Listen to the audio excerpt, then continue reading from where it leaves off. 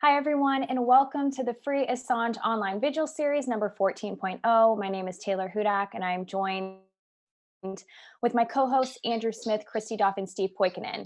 Now, today is day 180 since the brutal arrest of award-winning journalist Julian Assange at the Ecuadorian embassy in London, and it is day 3,227 of his unlawful and arbitrary detention in the UK.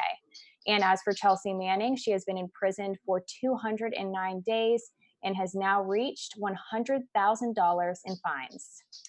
So there is quite a bit of news going on this week in various parts of the world. So for tonight, we will be discussing the civil unrest in Ecuador, as well as the Spanish security firm involved in spying on Julian Assange while he was in the embassy. And meanwhile, we have potential Clinton versus Trump rematch formulating stateside.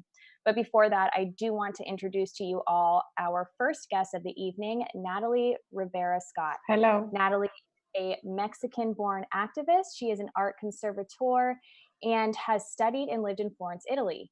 Natalie has her own conservation studio called Ramane in Mexico City. She has been an activist in favor of closing Guantanamo and has been advocating for Julian Assange and Chelsea Manning for more than 10 years. Now, Natalie is with the Coalition for the Life and Freedom of Julian Assange. Natalie, thank you so much for joining us. How are you? Thank you for inviting me. Fine, thank you. How are you all?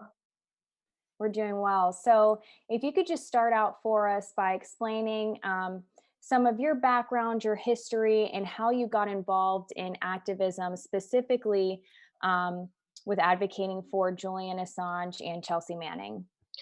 Well, for me, it happened. I found out about Guantanamo first before before WikiLeaks and Chelsea Manning. So I started reading a lot about what was happening in Guantanamo because here in Mexico we didn't got a lot of news about that.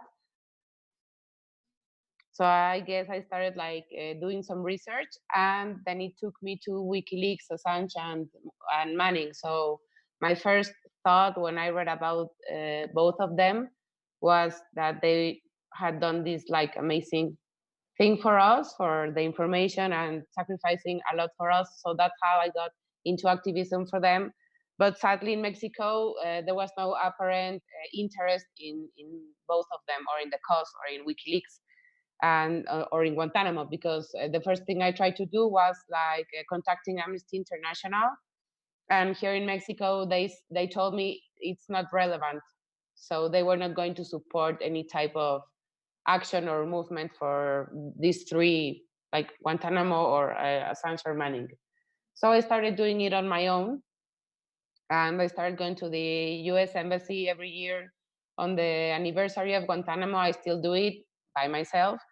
And this year, I was very lucky to find these people of the coalition you said before.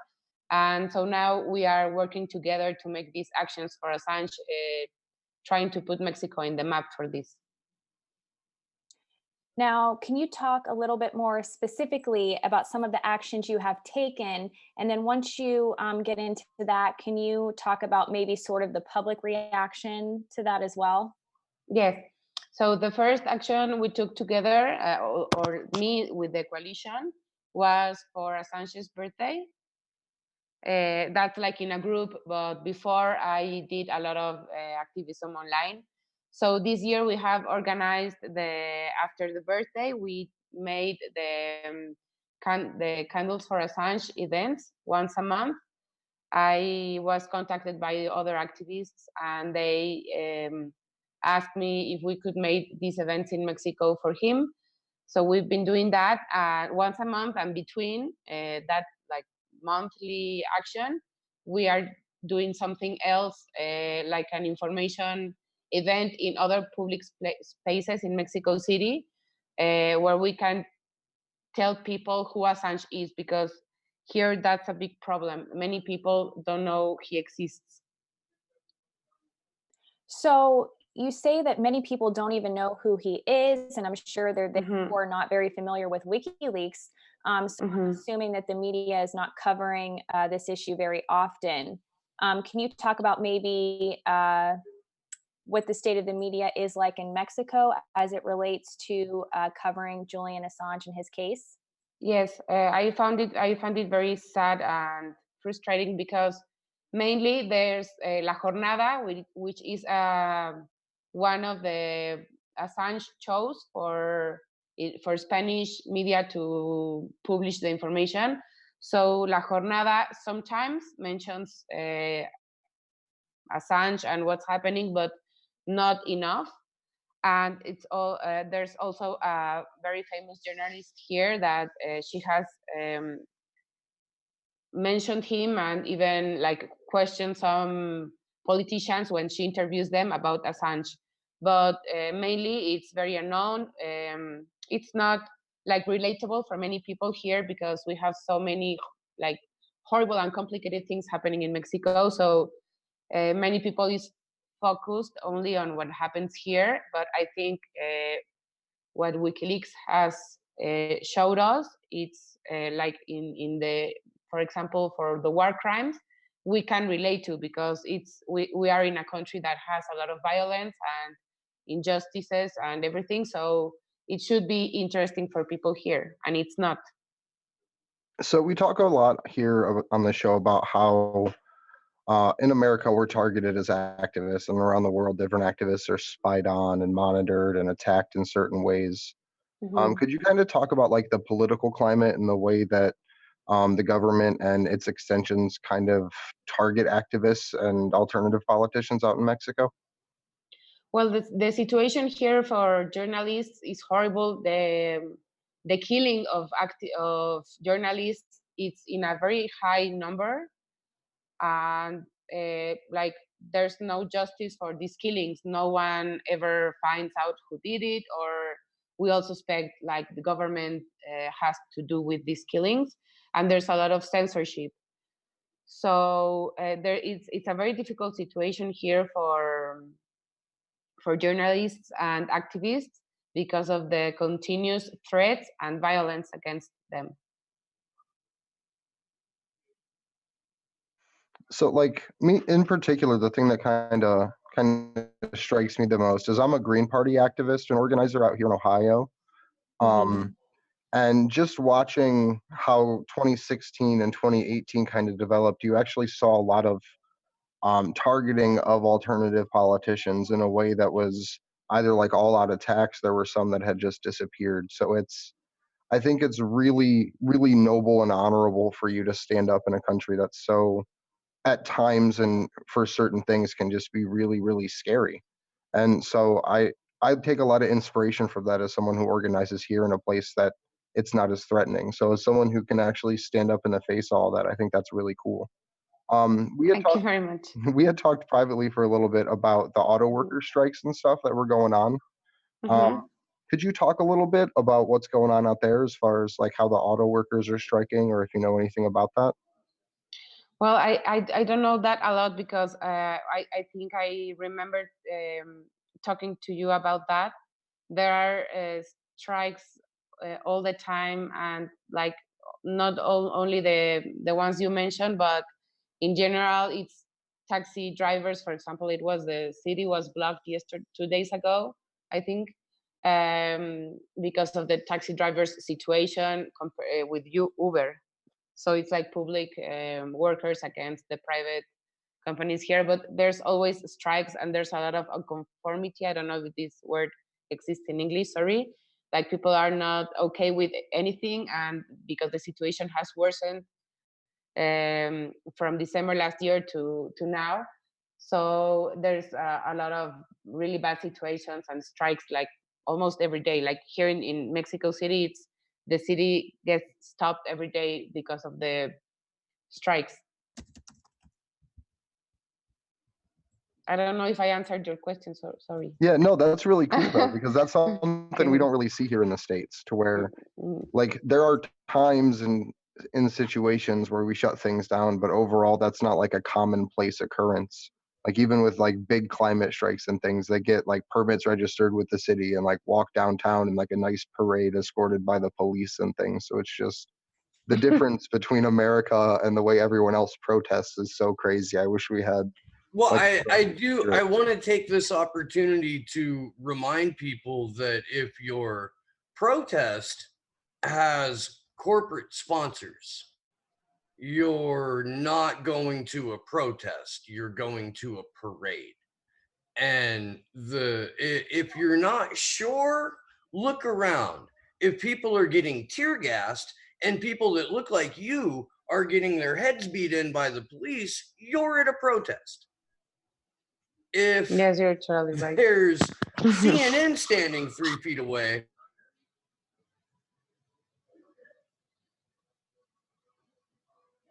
Hello. I think You we lose lost. Steve? Ah, Oh no. Oh no, I think we lost. Oh, he's Oh. Well, back. there he is. yes, yeah. Perfect. We have Oh. regained a Steve. Steve, we lost you for a second, so you may want to backtrack a little bit and repeat what you were asking. okay, where did I get lost at? CNN, I think.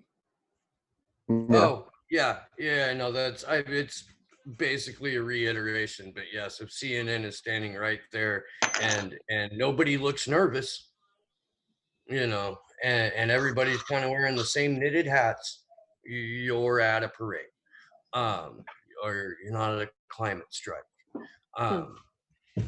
But yeah, now I wanted to thank you for coming on. I know it's potentially hectic for you to do that, so that's incredible.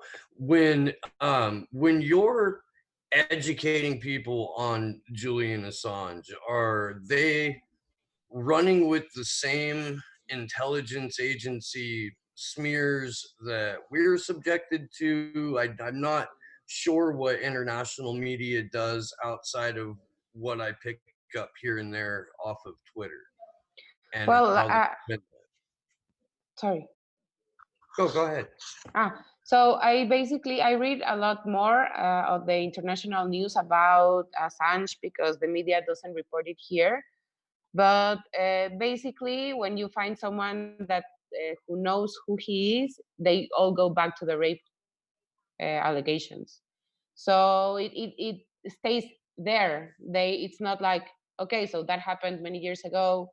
There were never charges, or they don't know the whole story. They just think like rape, and not all the things that have happened to him in all these years. Or people are like, okay, he's in Guantanamo, or few people know where Guantanamo is or what it is.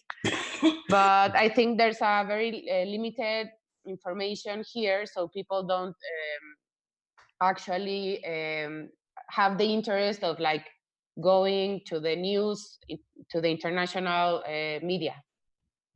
Natalie, could you talk a little bit about, maybe even broader, about how the media and journalism is in Mexico? Like, is free speech and free press, is that an important issue to people? Is your media run by a lot of corporations? How is it shaped there? Well, yes, it's run by like 2 or 3 very important corporations.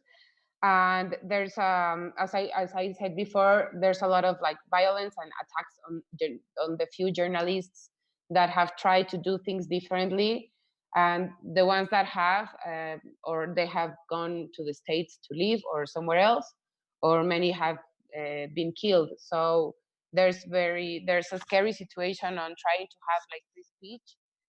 I think, like, talking very objectively and about like generally in Mexico, we can't be proud of having like free speech and like everything is respectful towards the journalist. I think that's one of our many like flaws or bad points in Mexico.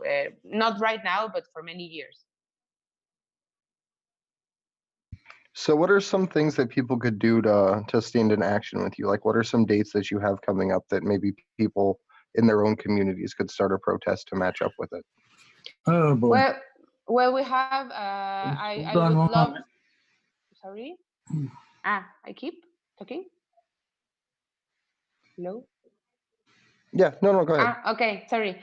So I would ask people to look for us in Facebook, the main group Okay. for the coalition, and we have plans for actions in October, and we are looking for November 5th for the Million Mask March. And we will have our candles for Assange in October and in November. All right, Natalie. Also the global action. Yes. Thank you. Sorry. So real quick, we are gonna switch gears for a second because we are joined by our second guest of the evening. Okay. Investigative journalist Joe Loria now joins us. Joe is the editor-in-chief of Consortium News and the author of the book, Why I Lost by Hillary Clinton. Joe is also the co-host of CN Live, which airs Friday evenings at 8 p.m. Eastern Standard Time. Joe, thank you so much for joining us. How are you doing? I'm fine, thank you. And Julian Assange wrote the foreword to that book, How I Lost by Hillary Clinton.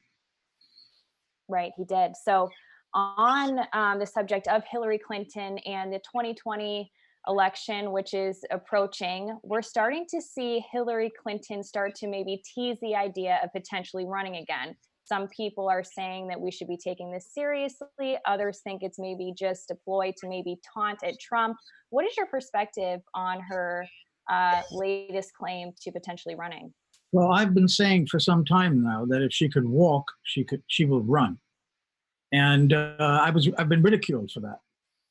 So I'm just holding out here. Now, there's a theory that some Clinton people were behind the leak of this, not the leak, but the promotion of the video of Joe Biden speaking at the Council on Foreign Relations, in which he openly admitted that he essentially bribed the president of Ukraine back then, Petro Poroshenko, to fire the prosecutor who was looking into investigating the company that Biden's son miraculously wound up on the board of right after the U.S.-led coup in 2014.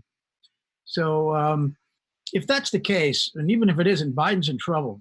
I mean, Trump is in trouble because of what the Democrats are doing to him, and the mistake that he made in that telephone call, trying to personally get involved in the investigation of the Bidens and of the origins of Russiagate.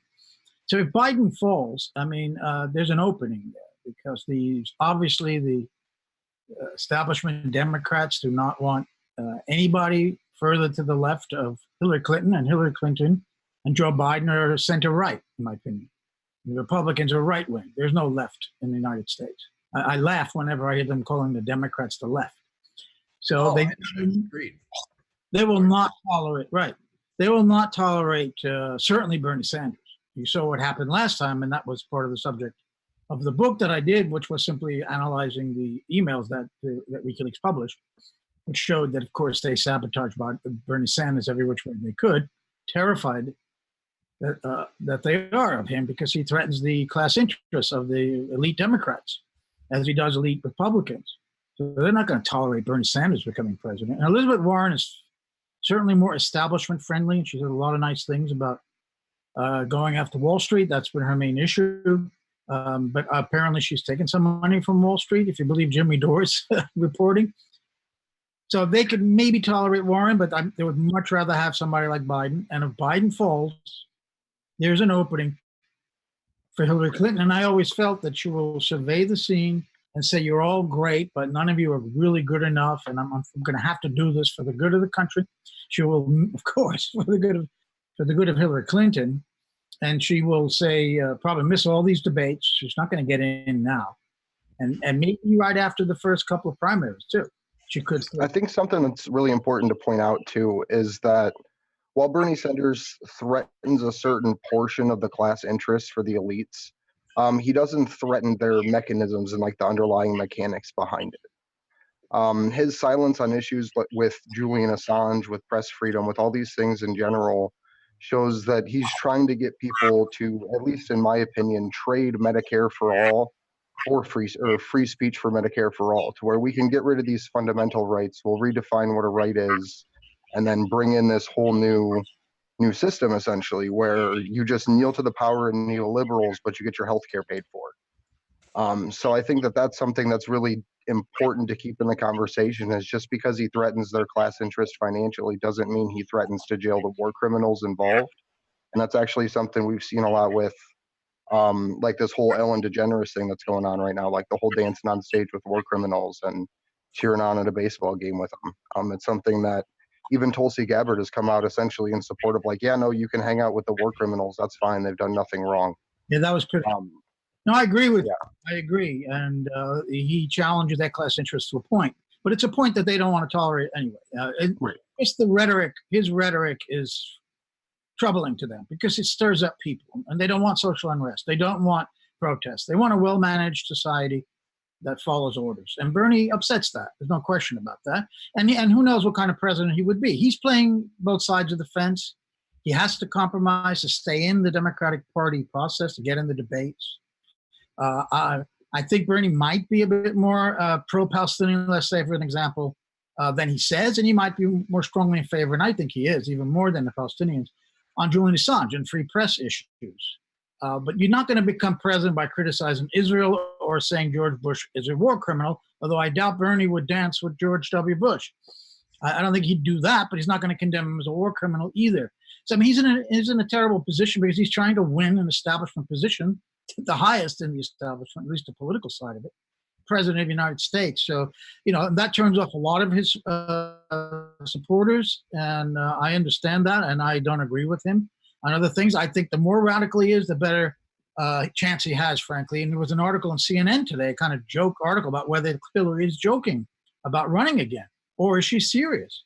And it says that the party might feel that Warren is too liberal to beat Trump. Well, I don't think she's liberal enough to beat Trump. I think the people want something very radical, because we're in a radically right-wing situation here for a couple of decades now. And I think that the further left you are and really become left, I think the more resonance you'll get, even from some Trump voters who only went to Trump because Bernie wasn't there and who seemed to pretend to be defending working class interests. There's a number of counties in the Rust Belt that switched from Obama to Trump in the span of a presidential election cycle. And it was because the Democrats have utterly failed as a party that, at least on paper, pretends to be for the people. I think Donald Trump would eat Elizabeth Warren alive. I think he would absolutely eviscerate her, and her voice would rattle so much that you wouldn't be able to understand a single word that she said, and it would just be terrible. It would be a slaughter. Barring a financial collapse before the election, if Bernie Sanders is not the nominee, and there's no reason to think he would be, because we don't have free and fair elections, barring a financial election, Trump or financial collapse, Trump wins. And Hillary or no Hillary, I think that would be the most insane idea. The best that she could hope for would be a contested convention with Elizabeth Warren as the pre-selected nominee, who then picks Hillary Clinton as her vice president and announces she has a rare form of cancer. You mean, Warren has cancer? Yes. Okay. Well, that's good. Look, I wouldn't put anything past the Clintons, honestly, at this point. And I'm no right-winger hater of the Clintons. I'm a left-wing hater of the Clintons. So we do exist out there. Either way, I mean, we as far as Julian is concerned, there's nobody out there except maybe Bernie, and Tulsi has no chance. And after Bernie's a now admitted heart attack, I think he missed his chance last time. And that makes what the Democratic National Committee did and the Clintons did to try to sabotage him even more disturbing, because I don't know if he's got a chance now. And Warren is sucking a lot of oxygen away from him as well, splitting that vote. Look, I hope he stays in. We'll see what the primaries hold, but I would not be surprised if Hillary's back in there. But none of them, barring Bernie coming out and winning and actually deciding put pressure or to drop that indictment somehow, if that's possible. Julian Assange is in a lot of trouble, no matter who's the president of the United States. And that's really disturbing that he's languishing there. His health is as bad as can be from what we hear and from the few visits he's allowed to have.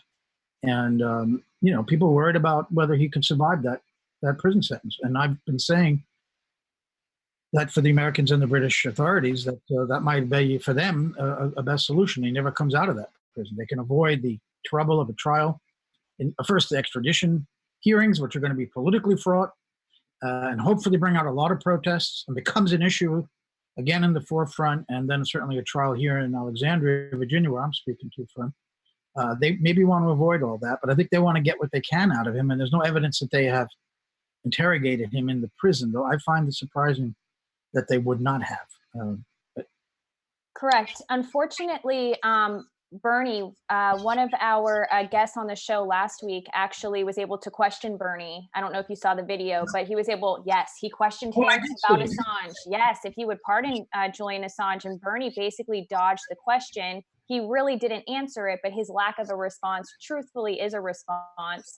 What Bernie said to him was something to the effect of, Julian Assange, I can't, not right now, something to the effect of, it's not the right time to address the issue, which signaled to me that perhaps he feels pressure from the establishment Democrats that he can't speak about Julian Assange. That's my perspective. What do you make of his response? Well, that's interesting, Tel. I think it's not exactly the third rail of Israel, but it's close to it. You're not going to win any points with Democrats except progressive Democrats, his followers, at least some of them, by defending Julian Assange. And though he should make a spirited defense of a clear-cut case of imprisoning a publisher for publishing classified information, and while technically it's allowed in the Espionage Act, a terrible part of the Espionage Act, the whole thing should be scrapped, but certainly that part that says anyone who possesses classified information, anyone who disseminates it, is broken the Espionage Act. So any of us on this panel, I'm sure all of us here, have forwarded an attached WikiLeaks document to a friend in an email or in a tweet, and therefore we possess classified information, and we've then disseminated it by sending it out on Facebook or whatever. That's a technical violation of the Espionage Act. That's what they're holding Julian Assange now in prison for, no longer for this bail skipping charge. He's being held in office, anything that happened in Sweden, which was a complete farce. It's simply to hold him until the extradition begins, and normally people being held for extradition are not held in these circumstances in a maximum security prison. He's not been threatened. Sorry, he's not been charged with any violent crime, as many of his fellow inmates probably have been in Belmarsh, terrorists and whatnot. I mean, it's so transparently unfair that Bernie Sanders should be able to get away with saying that, but he doesn't see it as a winning issue. See, we're not politicians. We're talking about what's important.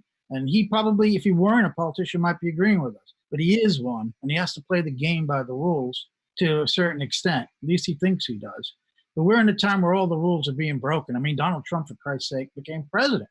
So we were hoping that maybe broke the mold, and that one could be a bit more out of the box. I hate to say that expression, but different from playing the normal way of political game. But Bernie is a longtime politician, by the way. That's been his profession for a long time. So he's steeped in that culture, and he's playing the game the way he thinks he has to win, and it might not work. And he might need to take more chances, certainly on Julian Assange, more than on the Palestinian issue, as I say, which is even a more dangerous position for someone to take, to be pro-Palestinian and running for U.S. president. So back in 2016, I was probably one of the biggest, fervent supporters of Bernie Sanders you could find. I sat and read live as the DNC leaks came out, as the Podesta emails came out. And I didn't understand why he didn't fight back and stand up then. And I didn't understand why or how he picked up the narrative of Russiagate, which literally said the thing that you've said, the DNC is rigging the elections against you. Now that it's exposed, it was the Russians that did it, even though you spoke up about it for almost the entire time the campaign was going on before that. And then for him to just continue to try to herd people into that party was just the end of it for me, because all that does is stop us from having any type of real political discussion or real political change. That's the catch. Bernie Sanders gets elected, you save the Democratic Party to extinction, and there's no reforming that party from the inside out. They've proven that. So it's a weird situation, no matter how you look at it. But something has to stop the trend of creating another Republican that's even worse than the last one, or another Democrat that's even worse than the last one. And my hope Did is I that what freeze we'll again? see out of God damn. My hope is that what we'll see out of Tulsi and Bernie and Nina and all of these people that are supposed to be the leaders is what, as and when they get cheated again, their campaigns don't end. That they bring people into the streets and bring people to Washington and to San Diego and Cleveland and Chicago and Iowa to actually still affect this change. Because when Bernie Sanders endorsed Hillary Clinton, he went from filling stadiums to barely being able to fill a gymnasium. So I think trying to get that energy recaptured again is the most important thing, but not directing it at the actual political establishment, but directing it at the issues themselves to take those head on. And I hope that's something that Tulsi and Bernie and all of these progressive Democrats actually do coming into 2020, is as they get booted out of these debates and things like that, don't stop campaigning. Push it to the finish line if this is something that you truly want to stand for, and say what you mean, because it just drives me crazy. So I do want to bring up the very toxic situation that is unfolding right now in Ecuador. Joe, I'm sure you're very familiar with this as well. Basically, because of the austerity cuts, which was a requirement because of the IMF loan that Ecuador had received, there is a lot of civil unrest there, and people are protesting against this. Gas prices and fuel prices, rather, have increased and actually doubled. How do you see this playing out in the future? And we know, of course, that the current president, Lenin Moreno, is partially blaming Rafael Correa for this. I don't think that's the person to blame, but what do you kind of make of the political situation there? Yeah, we just got a message from Jose Rivera, who's down in Ecuador. He says, at this hour, fascist police of Ecuador, under order from corrupt Lenin Moreno, are attacking refugees at 2 universities where there are only women and children. There are persons wounded. So it's getting uglier by the moment. All of this is very predictable. Maybe not the level of the protests. I didn't predict that. I'm not an expert on Ecuadorian politics by any means. But you could predict what the austerity measures would be. Once you know he took that IMF loan, which just happened to come in by coincidence right after Julian Assange's asylum was revoked and he was turned over to the British authorities. So clearly that was a payoff.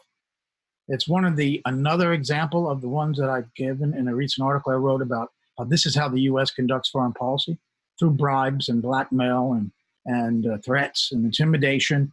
So they got the IMF loan when they turned over Julian Assange. It was always clear to me that they were going to want something in return. Ecuador was sitting on a huge prize for the United States, and they weren't going to just turn over Julian for nothing. So they got that. And then what does the IMF always demand? These austerity measures, because the banks have to be paid. And the reaction of the people is encouraging, is as disturbing as it is in terms of the violence and people being wounded. Could you define austerity a little bit? Because I don't know if everyone really has a clear concept of what that term means. It's really the heart of what we keep saying. The word neoliberal was never used in the United States till a couple of years ago. Now I hear it maybe too often. It's nothing to do really with politics. It's not the Liberal Party or liberalism in the U.S. It is about economics. It's really what it means is the new laissez-faire, which is what it was called in the 19th century. That means the government stays out as much as possible from economics. They don't make any kind of economic policy to inhibit the ability of private capital to continue to make enormous profits. No protection of workers, environment, no social welfare, pure market capitalism, market fundamentalism.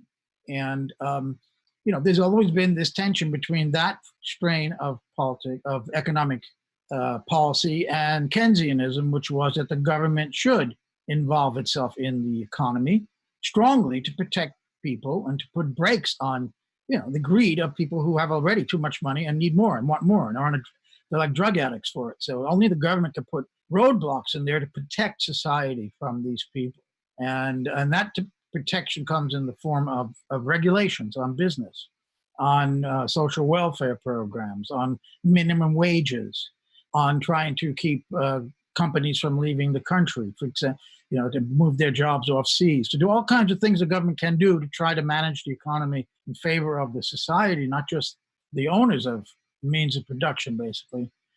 So austerity measures are those that are the ones that implement this neoliberal program that is demanded by the top financial elite and that in the bankers.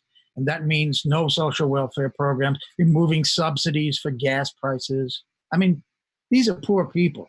Yeah, for most of us, 10 or 15 cents more to take a bus or a subway or to put gas in our tanks is not going to kill us. But for the very poor, that's a major hit. And that's who's suffering this. So it is the government throwing these people under the bus that they can't afford to ride on anymore, that they are being marginalized even more than before so that the bankers can get another pound of flesh. The people have enough. They have an innate understanding of what their interests are, and they're going to show that with their feet out on the street. And that's what we're seeing now, and these things could tend to turn violent because there's such frustration and anger at blatant unfairness of extremely wealthy people squeezing the poor even more to benefit so that a government can pay back the loan, basically. They're not going to spend that money on poor people, whether that be, as I say, welfare or subsidies for transport, for petrol, for the basics, housing. The government, the banks want it all. Every ounce of tax money that can be raised, none goes to the poor. Otherwise, we don't give you another loan, and you're basically your government collapses. You'll be unable to pay your debt. Your bonds will be worth nothing. You're finished. So it's blackmail. It's the way the international system works. It's run by of course, by the United States. They have the most power in the IMF and the other global institutions. And this is what austerity is. Not just in Ecuador. It's in the Western countries. It's been in Britain since the Thatcher days. And sometimes it's not when a country needs an IMF loan. It's just pure greed of the elite. They want more. They don't want the poor to have anything. There's a sadism that runs through this, in my opinion. I can't really understand it otherwise, because any normal human being would not worry about having, one less million and other people could have a little better life. That's a kind of normal human reaction. These people are not normal. I'm not sure they're even human. So hoarding is a psychological disorder. When you hoard, under any other circumstances, if you had 1 billion of something or 100 million of something, they would send a van for you, and you would get into the van and you would go somewhere safe, but with money, a pass is given to that disorder. I want to just go ahead and stop now because I have no idea how long my internet's going to go on. I'm in Silicon Valley, by the way. I'm in fucking Campbell. Apple's right there. This is not normal. Well, so Joe, you brought up the point about people sometimes being dishonest to get these IMF loans, and Rafael Correa, the former Ecuadorian president, said on RT Underground earlier today, he was claiming that Lenin Moreno was actually dishonest and lied in order to receive that IMF loan. He said that he tried to portray the country as being in worse economic condition than it truthfully was to get this benefit. Any thoughts on that? I didn't hear the interview, but I don't know. That wouldn't surprise me, knowing what we know about Lenin Moreno. He might very well be trying to line his own pockets or his family's. I don't know for sure, of course, but that's what it seems like this guy is. From the revelations that were put out some months ago, that had nothing to do with WikiLeaks, but he blamed them, just like you say he's blaming Correa now. These guys always blame somebody else. This is part and parcel of the way you rule. You have to blame someone else when your own faults have created these economic and social conditions that led to the government moving itself out of Quito. They moved the government out of the capital to a port city so that they don't have to face these protests. They moved the government. They haven't fled the country, but they fled the capital. That's how bad it's gotten there. And they never, of course, will blame them. So Hillary Clinton and the Democrats never blame themselves for agreeing to these austerity measures, agreeing to these neoliberal policies that take the government influence on behalf of the people out of the economy and allow the rich to become even richer and impoverish people. And that's the Democrats, since Bill Clinton's days, when he moved the party firmly to the center and the center right, decided that that's the kind of economic policies they would pursue. And those are neoliberal policies. And it caused enormous pain even inside the rich country of the United States, and a lot of anger. And that was expressed by the two insurgencies we saw in 2016, on the right for Trump and on the left for Sanders. Unfortunately, the right insurgency candidate won. But of course, Clintons would never blame themselves for creating these conditions. They blamed the Russians the way Moreno is blaming Korea right now. See, it's always and this goes back to the beginning of civilization. It's always the other guy, the other nation, the enemy's coming. We have to pull together. Somebody else. They never did anything wrong. That's a really fantastic parallel to draw. Go ahead. No, I was going to ask Christy if her Twitter came back. Yes, it did. Oh, okay, good. That's good to know. Yeah, I was just out a few days, but we've pretty steadily through the summer had, the Unity for J was down and my account was down, and just even followers or supporters of Julian Assange with much smaller accounts are having trouble. So it seems to be an ongoing issue. It does Twitter. Indeed. It's really troubling. Yeah, I know you guys have had some issues on CN Live just with your streaming and some YouTube issues. It sounded like for the first couple we were episodes. Attacked once the website. The others were not certain. There could have been other technical issues. It's always difficult to nail down that there's some external actor has caused this, but our web host told us the first time we went down for several days that there was malware planted that shut us down. We could not publish any more articles. And then that happened again a couple of weeks later, but nobody was able to definitely say that this was another external act. It could have been some other problem that we're having with our software, but there's things I don't fully understand myself. So, but that's not to say that there aren't a clear effort by private companies like Twitter and Facebook under pressure from Congress. The government U.S. cannot directly, shut someone down and say you can't say that. The government can't do that, but private companies can. They don't. That's not what the First Amendment says. It says Congress should not pass any law abridging free speech. It doesn't say Twitter cannot pass any policy to abridge free speech. So they're allowed basically to shut down or censor people, and so they do it from the pressure of the U.S. government. We saw the hearings right out in the open. Do more to stop the Russian influence. As long as you again paint it with this Russian brush, then it's fair game to go after anybody. They're trying to play the exact same cards with Trump and Ukraine that they did with Russiagate too. I asked John Kiriakou why the CIA always does the same thing over and over again, and he said, "Well, to be perfectly honest with you, they're not as clever as they think they are, and they've never had any repercussions." Yeah, it works. It works for them. So, Joe, what do you think about the news that's been coming out this week with the Spanish security company feeding information, from inside the embassy, spying on Julian? We all knew he was being spied on, but now we're hearing confirmation that his visitors were being spied on. So what do you make of all this? Do you think this is going to impact the extradition hearing at all, because his lawyer-client confidentiality has been obviously violated with this spying?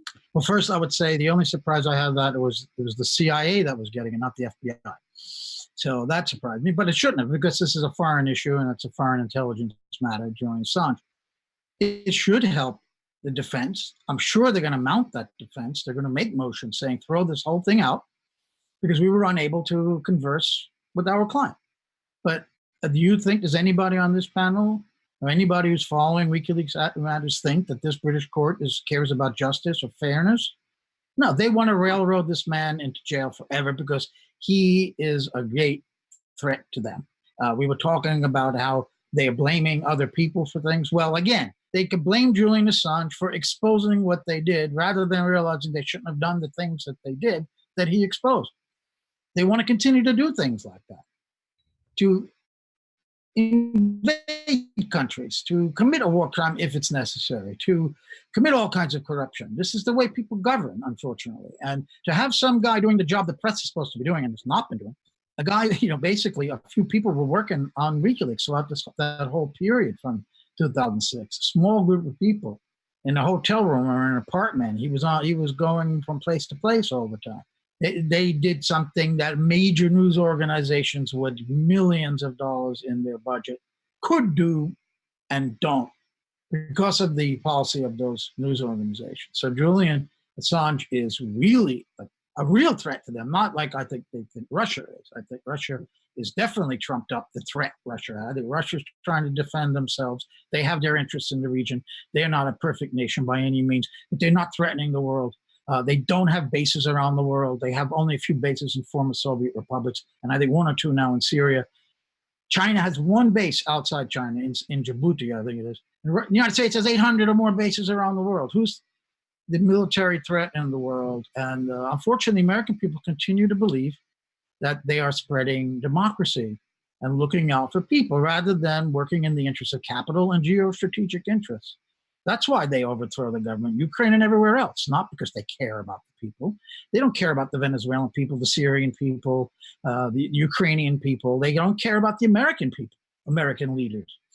So I think that's absolutely evidenced in the fact that what I find extremely disturbing about this particular report and these revelations here is that basically the U.S.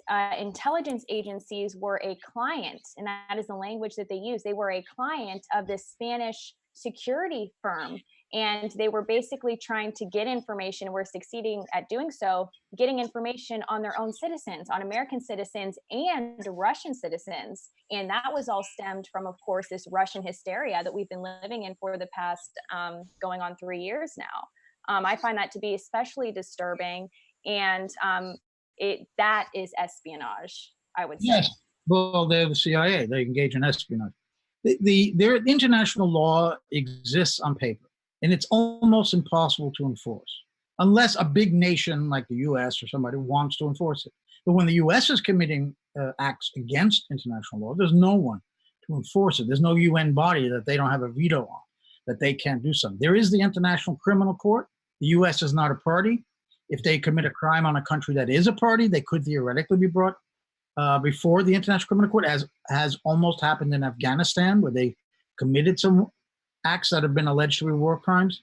But by and large, they can do what they want, wherever they want, whenever they want. There's a jungle out there, and that's where the CIA operates. Now, I'm sure they have to pay handsomely to get this information from this cybersecurity company, and maybe Spanish law was broken. That's where you can get some action. But the CIA will not sit in a courtroom and be judged in Spain. I mean, I just can't see that happening. But I hope that the Spanish authorities do something about this, and it becomes bigger news. But nobody cares because Julian Assange is a threat not only to Republicans in power, to the military, to Wall Street, but to Democrats too. So anybody in the elite does not want to see Julian Assange see the light of day again. And the press, unfortunately, which is absolutely corrupted. I see it even clearer than ever. And I worked inside it for many years, but now I could see it's gotten even worse. Both sides, Republican and Democratic press, so partisan that you've got partisan journalists attacking other partisan journalists, and that's supposed to be journalism now. It is just that I'm referring to what's going on in the Ukraine thing. So Julian Assange is not helpful to anybody who's in power. And he's enormously a champion for those who lack power and or are the victims of those in power. So as long as that's the case, they're not going to do a damn thing for him. They're going to do everything to hurt him, including the extradition hearings will not probably allow any kind of motion to say, well, this you should throw this case out because we couldn't mount a defense. A, they were spying on us when we were working in the embassy with him, and B, he's not allowed basically to see his lawyers very often now. And he doesn't have access to computers. He can't research his own case. How could this possibly be a fair extradition hearing? It can't. But they don't care because the press is not highlighting the wrongs here so that people would care. It's so important the role the media plays in destroying somebody who's also embarrassed them because he did the job they didn't do. One of my favorite quotes from Julian is, this is something that I find meaningful and satisfying. I enjoy helping people who are vulnerable, and I enjoy crushing bastards. And that sums up the entirety of what WikiLeaks is essentially, what we're trying to do here, what you guys have done um, with not just with CN Live, but with Consortium News as an outlet. Uh, and that pisses off the people in power to no end, because they are the bastards and they deserve to be crushed. And vulnerable people deserve to be helped, but there's no profit in that. No, but there is a profit in terms of being able to sleep somewhat better at night or look yourself in the mirror and know that you're doing the right thing, and that you didn't chase after just the career prize and doing what you're told. And, you know, I wouldn't exchange the money that big journalists get for if I had to give up the content and things we're doing at Consortium News. I already worked inside the media, so I would never go back. They wouldn't want me back. And to have a chance to speak to you all here and to do our program and to run Consortium News is something extremely satisfying, as hard as the work is. Much more than anything I ever did in corporate media and ever would do there. So that's what we have. That's what we have going for us. You know, we're seeking the truth. We don't always have it. We maybe make mistakes. We don't know the whole picture. Sometimes we try to fill in the blanks maybe with too much by speculation and suspicion. But I think by and large, we're on the right track. And Julian Assange didn't do any of that, by the way. WikiLeaks didn't do that because they had the actual documents. You know, they didn't have to speculate. And this is what is so valuable about WikiLeaks, is that it proves things we suspect. When you have the documents in your hand, when you know that the Saudis would like to destroy Iran, and then you have a Saudi prince saying we want to cut off the head of the snake, meaning the Iranians. When you see that the United States indeed committed war crimes in Iraq and are shooting people up in the street, when you see it with your own eyes, you no longer have to speculate things that we assume are happening because it just clearly seems that way. So this man is so dangerous to them, and that's why they're treating him the way he is. And I really want to thank all of you for starting up the vigil again and to continue this going. And I hope I join you again sometime, but I've got to run now. Absolutely. Thank you so much for joining us. We really appreciate your time here, and you're welcome back at any time, of course. Bye-bye now. Bye. Thank you very much. All right. That was Joe Lauria, everyone, with Consortium News and CN Live. They have a great show. I encourage everybody to check it out if they haven't already. It's on YouTube. Again, that is CN Live, and it's on Friday evenings at 8 p.m. Eastern Standard Time. So we're going to switch gears, and thank you so much, Natalie, for sticking with us. We appreciate that. Of course, sometimes everybody's a little bit busy with their, schedules and things like that. So we fit in everybody where they can. So thank you so much for sticking with us. Thank you. Yeah. So any thoughts on, maybe some of the things that we had talked about that is going on with the Spanish security firm, or Ecuador? I guess we'll continue to discuss the news. Yes, well, I read the article about the Spanish firm and the espionage in the embassy, and it really makes me angrier. Like every day that all these things keep happening, and there's no getting better situation for Assange where he is. Despite all this, like new information that we are finding out.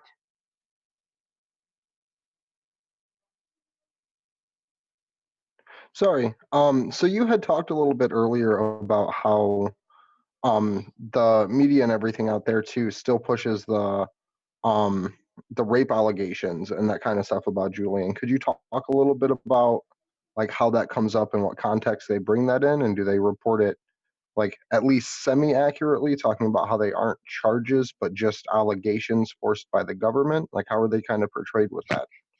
Yes, it's only like the allegations is named. He has never been portrayed as a criminal, like that he did something. It's just allegations. But I was emphasizing in especially the people. They like instead of like trying to read about what happened or find out the truth, that's what they stick with, the rape allegations, no? that were many years ago. So no, like not all the good part, like the things he has done, all the information he has brought us, all the injustice that has been made to him, all the continuous situation after the arrest, all that hasn't been reported accurately. That's actually one of the biggest hurdles I have to trying to reach out to other activist groups is the organizers will support it and the people in charge know what's going on and are in complete support of Julian. And then they take it to the group and the people in the group are so uneducated about the situation that they literally say, like, we're not behind the agenda of a serial rapist. And it just like infuriates me that people still hold that opinion because it's complete propaganda and it's complete BS. And people, Yes. independent media still, I think I say this every week. I just saw another person with hundreds of thousands, not hundreds of thousands, but over 100,000 subscribers that said a couple months ago that Assange had rape charges and never corrected it. That's Nobody seems ridiculous. to There's be no able- excuse for that. Yeah. None. The Swedish case seems to be that outstanding thing that people just cannot get their facts straight on.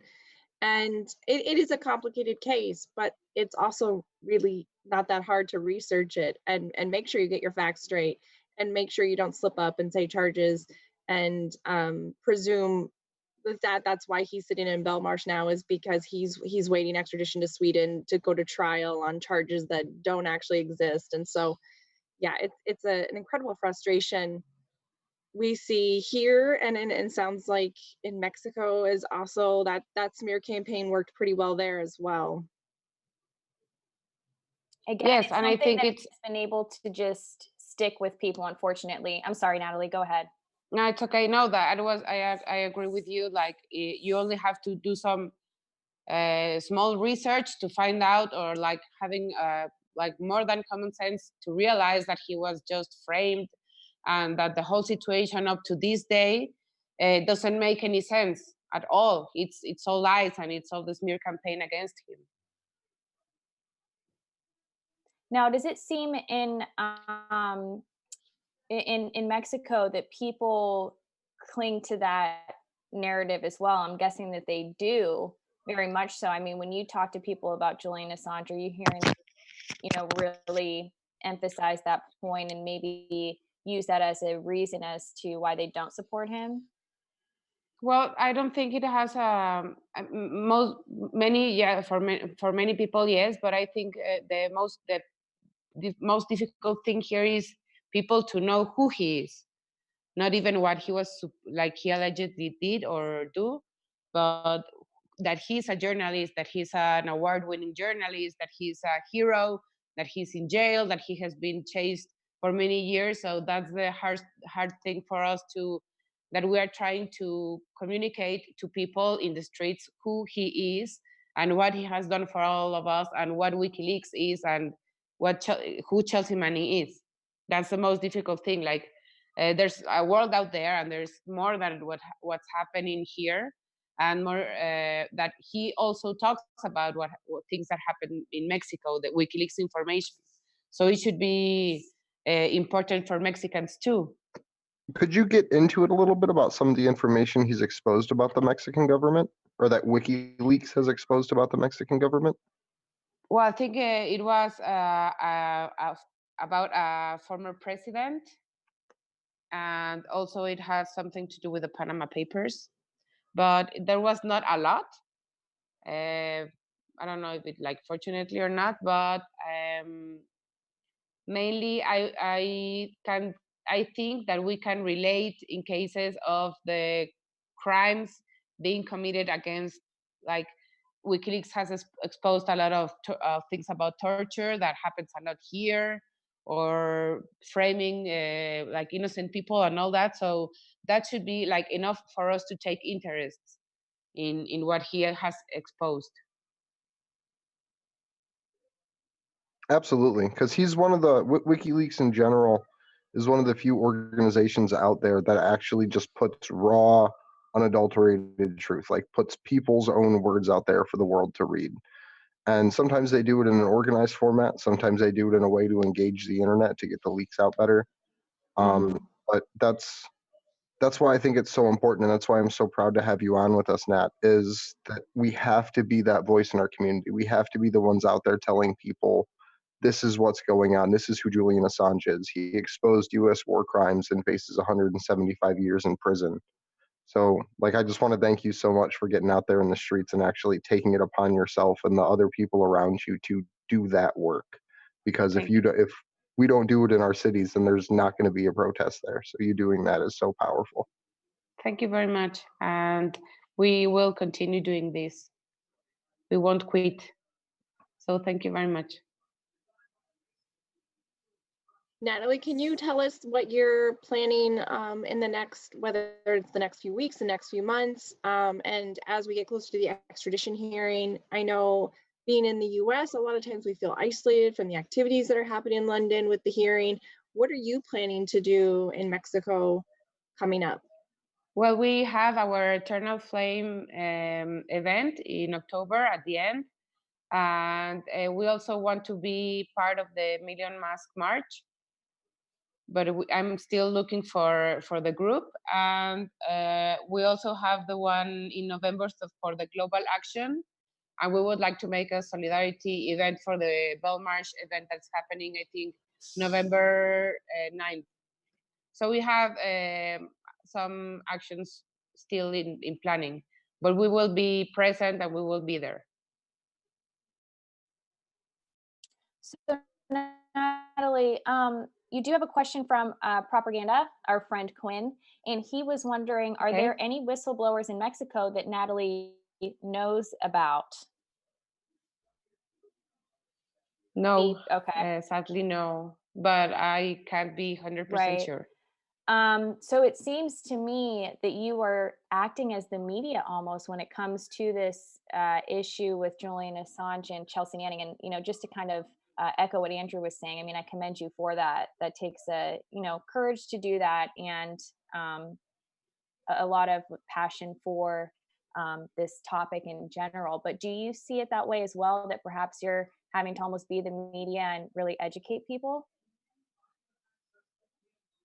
Well, it's I don't know. It's kind of sad when we go to the streets that we don't get a lot of people's attention, and we don't really know if we are making some impact in people, or I don't know if they are reading the flyers we give or anything. But I think we have hope, and that we are going to continue doing this because there are many people that maybe we can get to. That's why we are moving to more public places other than the embassy events. We are trying to go where more like younger people are, that maybe they are going to pay attention and not trying to get maybe to another group of people. So we're trying to think of the best way to get to people. When Taylor and I had did our Candles for Assange event for Julian's birthday, we actually went to just a local 4th of July celebration for like the city that I'm from. And it was just a great way to connect with the community, to share ideas, to literally just pass out the information. And there's 500 people there that you go to instead of trying to get the 500 people to you. It was So a that lot might of be fun something too. cool. And Yeah, it's just sounds like fun. We had cake with us. We had water bottles, which was really effective because, you know, we kind of attracted people to us, especially because of water. It was, you know, 4th of July. It was really hot that day. But yeah, and that was Andrew's idea to go to the people. And Andrew's definitely the strategic one when it comes to that stuff. He's really good at, you know, organizing things and knowing how to really reach people. But again, we encourage everybody watching and everybody who is passionate about this cause in Julian's case and Chelsea Manning's case and other whistleblowers, go to, you know, community events.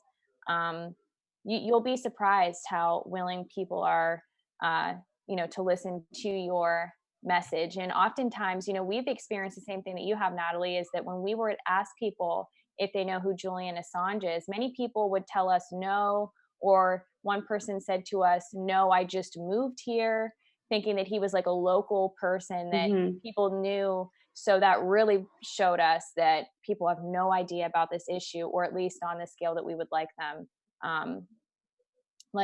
to know about. So, you know, you're not alone in that. We feel it too, because our media is just, you know, doing such a bad job, truthfully, and not covering this issue. And if they do cover it, they're of course not covering the facts. Thank you. Yes. Yeah. sometimes it feels lonely, but now that we are a group, we feel like stronger, not only by ourselves like before. So we are getting better, and we will. I think we are going the right way. But thank you for your words. Yeah, thank you so much for your work as well. You know, we really appreciate it, and it's so cool. You know, every week to be having people in various parts of the world, and despite the fact that we are in different countries, and therefore that kind of shapes our experiences, we're all so much alike, and we all share like this passion for free speech and a free press. It's something that really transcends, to everybody, really, because it's such a fundamental and important issue. And these global actions are so important. And of course, this is a case that impacts everybody, no matter where you're located. So it's really cool to be able to speak with you and have you here with us tonight and talking about your initiatives. Before we do or you do close out, before we head on to some more news, are there any last thoughts you want to give, Natalie? Any last comments or statements? And also let everybody know where they can find you on social media, and some of the actions that you have planned for the future. Yes, so if anyone that lives in Mexico is listening to us, please join us. We have the Facebook group. We have I have my Twitter personal account. That is where I do most activism online, and we are sharing information constantly. Please reach out to me, like privately or on Twitter, and we will let you know about when we have the flyers. We will let you know about our future activities, but we are trying to have two every month, each month, and the continuous information on the social media.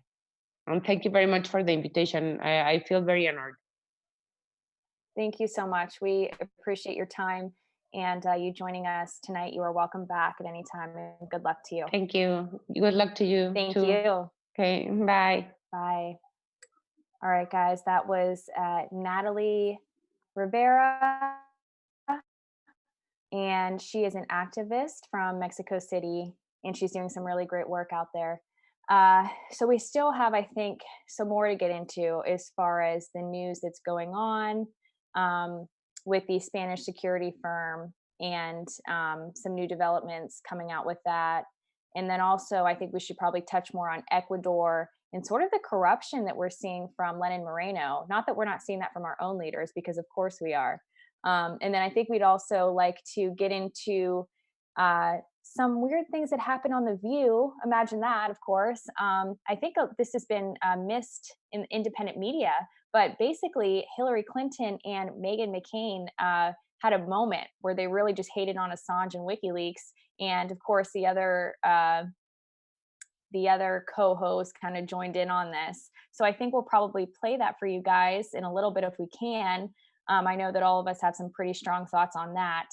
But yeah, we'll get into that. And of course, Ellen and the latest with her. And I think all of us pretty much sitting here think that she is absolutely missing the point here. And I think that's probably intentional. So I guess I will open it up to my co-hosts. Where do we want to start? I'd really like to get the View video. Andrew, I don't know if we could play that or not. Or I don't have it to make me pull up. watch the fucking View.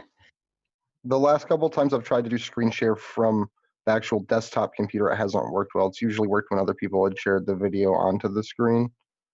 Do you have the It clip, just kind of Taylor? freaks out when I try to I'm do not trying to tax this interweb situation over here right We now. won't let you live stream.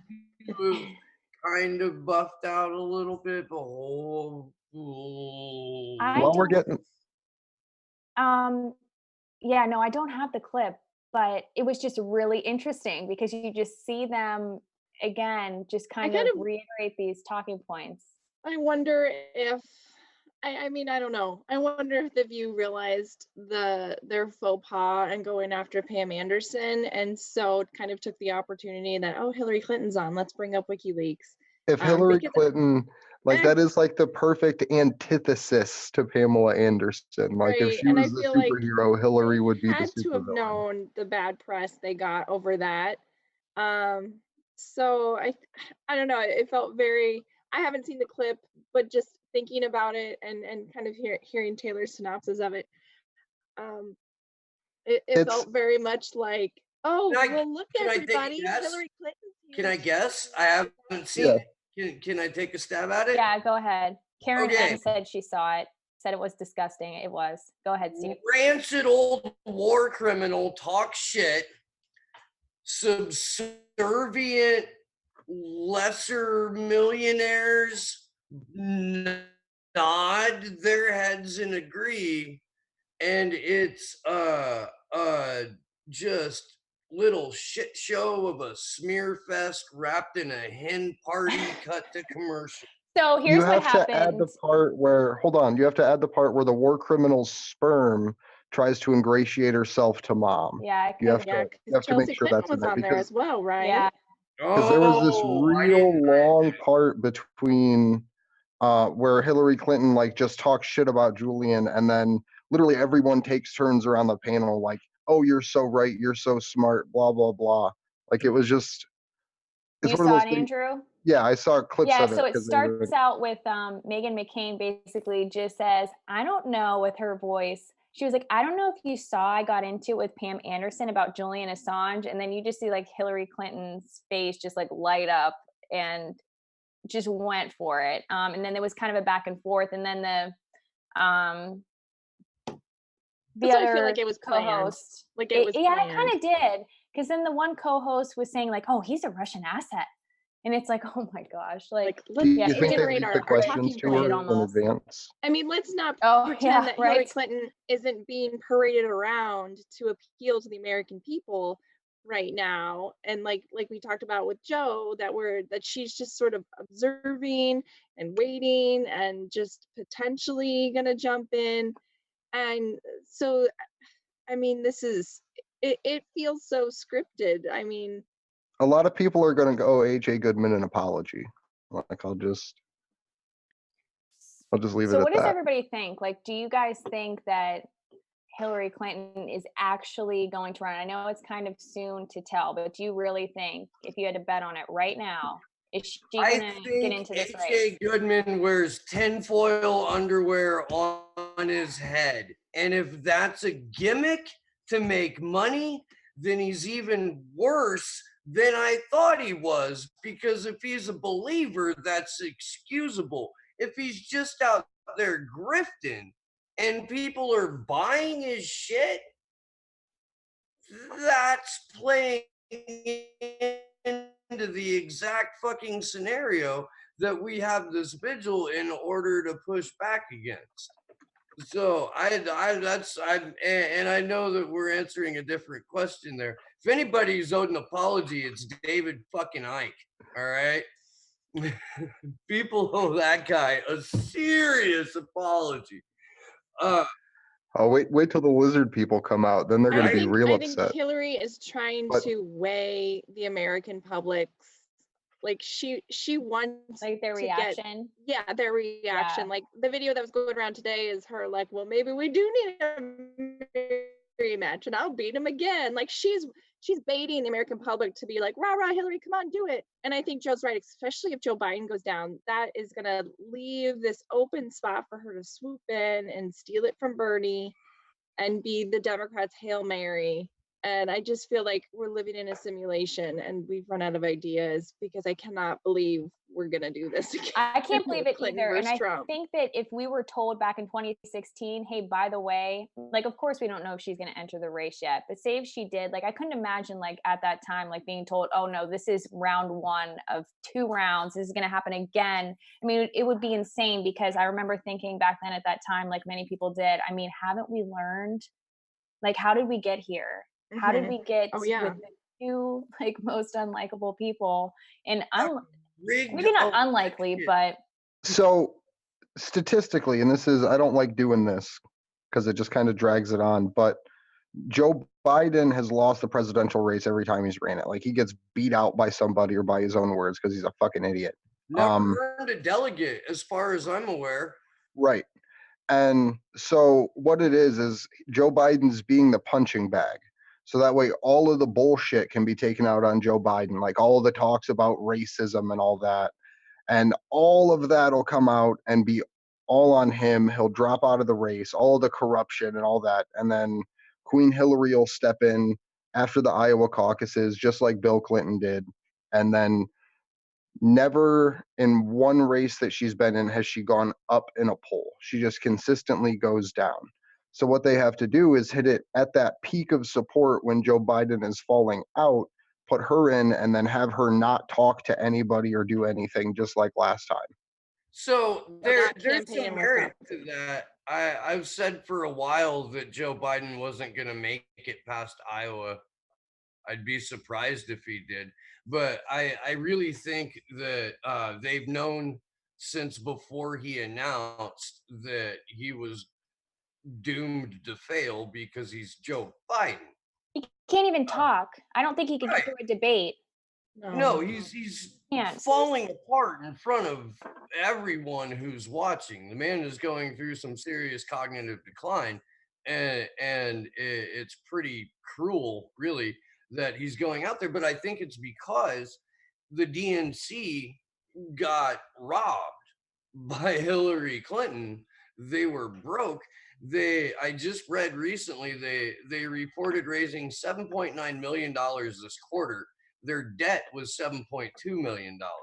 They made that cash on hand. DNC going into Q4 has less than $750,000. So they announced a bunch of big fundraisers. Joe Biden's there for that. They are going to trot out Joey B until someone literally has a hand up his ass making his mouth move, if that's what lines the DNC's coffers. When people stop paying him to show up, that's when he's gone, as soon as the money dries up. If that's Iowa, okay. If they're going to make him go through Super Tuesday, okay. But right now, he's definitely staying in through South Carolina. I would guarantee that, just so he can have those delegates. Even And if I think it has a bit to do with the mentality of you can't tell grandpa not to drive the car. Like, he's that old, he feels entitled to be in that position where he's running. He puts himself up there and answers the most ignorant things and just forgets what he's saying, but looks fucking super happy up there just blabbling on. But don't you think that But his family, I'm sorry, but don't you think that his family, because I agree with your assessment there, but I think people around him should say, you cannot handle this. You cannot take this on. You need to step down. But that's Steve's point with the making money Yeah, off you're of it. right. Because as long as he's willing to put himself up there through that, they're willing to make the money off of it. But if I could, I actually want to talk for a minute about what's going on in Iraq right now. It's a pretty interesting thing. I've only seen Ron Paul actually talk about this in a video he released today. There's currently like a protest movement, like big uprisings happening in Iraq right now. And it's really interesting because the way that it's being framed and like trying to be pushed is similar to what we've seen in other Middle Eastern countries, that the US tries to step in and destabilize to remove a leader. And the current leader that is installed in Iraq at one point was pro-American and was basically drawn towards being friends with their neighbor, which is Iran, or being friends with their occupier, which is the United States. And the president or the prime minister there rode that really fine line, and people eventually just started getting pissed that it was more or less austerity. Like, it was US occupation, it was taxation and money getting dumped to billionaires, just like everywhere else in the world. But a lot of that now, it started as an organic movement, but seems to have been, in some ways, just turned into another color revolution, like Hong Kong, to where the United States intelligence services seem to have stepped in behind the scenes to amplify the actual like protests that are going on there and have it trying to turn into almost an extremist event so the US can try to spin it to send more troops to Iraq. So that's something to be aware of. We may see a troop surge soon, so that way we can reclaim Iraq from the protesters and bring democracy there once again. So that's something that it's really important to keep an eye on as that escalates. And I'd recommend everyone go over to Ron Paul's Liberty Report on YouTube and watch that video that he put out today on it. So I know that somebody, speaking of, tensions in the Middle East, I guess, I know that somebody in the chat earlier when Joe was on wanted to hear his thoughts on Syria, because there's been some plans made to, withdraw troops from Syria, and some people are against this, I guess. Well, Do we want to maybe get into that? So, yeah, there's a scheduled troop withdrawal, but right as it was announced, we completely looked the other direction while Turkey rolled in to bomb the shit out of Syria. And 3 days before that, it was just announced that Donnie Johns opened a brand new Trump hotel in Turkey. Like, to go after the guy for doing what politicians do, what governments do all the time, leverage either financial aid or military aid or leverage intelligence over another country, over another government for for favors, whatever. What Trump's sin was doing it himself and not through back channels like you're supposed to. Trump's sin the entire time has been doing all the stuff that you're supposed to do in the dark right out on Front Street. And that's what pisses off the establishment. That's what pisses off establishment Republicans. It's what pisses off the intelligence community. You're not supposed to behave the way that Donald Trump behaves when you're president. You can't be impeached for that.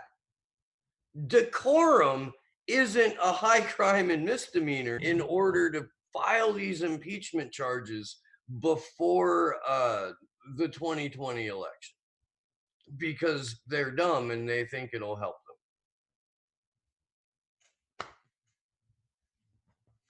Sorry, I was circling back to something, but then I got off on that tangent. Syria. I hope we pull out. Yeah, me Like, too, we but need we'll find a reason. come the fuck home. Like, we lost. Like the game of So empires. Like, now we there need was to a figure tweet out from a way to- Bernie that I think he was maybe against pulling out of Syria. Is that correct? Yes. Did anybody see that? Okay. He said, I don't remember the nature of the tweet, but yes, you are correct. I think it was maybe something like, a lot of people are criticizing us doing this too quickly, which I don't think is even really the case. I should probably look that up, but yeah, you're right. I just thought that was interesting because we were talking about Bernie's record on voting last week. And so, yeah, that, I would think most progressive leaning people would be for bringing troops home, but I just thought that was really interesting that he tweeted that. I think today, maybe look really quick. Well, I mean, at this point, he's not much of a progressive leaning person.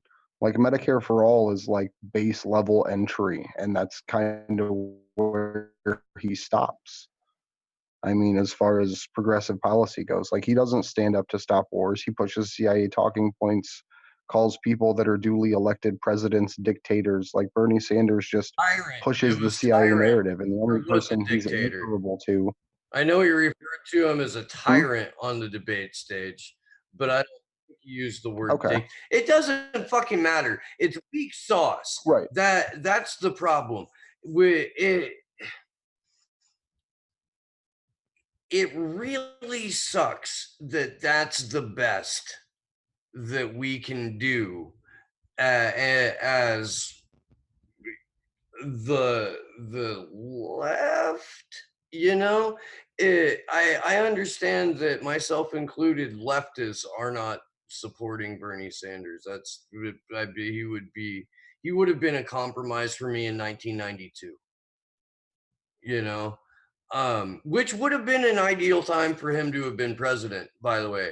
But in 2020, like the damage that we need to undo is so far out of scope of the one party American oligarchy and the machinations of Congress, a far right wing activist Supreme Court, a lot of them handpicked by George H.W. Bush or Karl Rove. You can't unfuck that by trying the same processes that brought it about in the first place.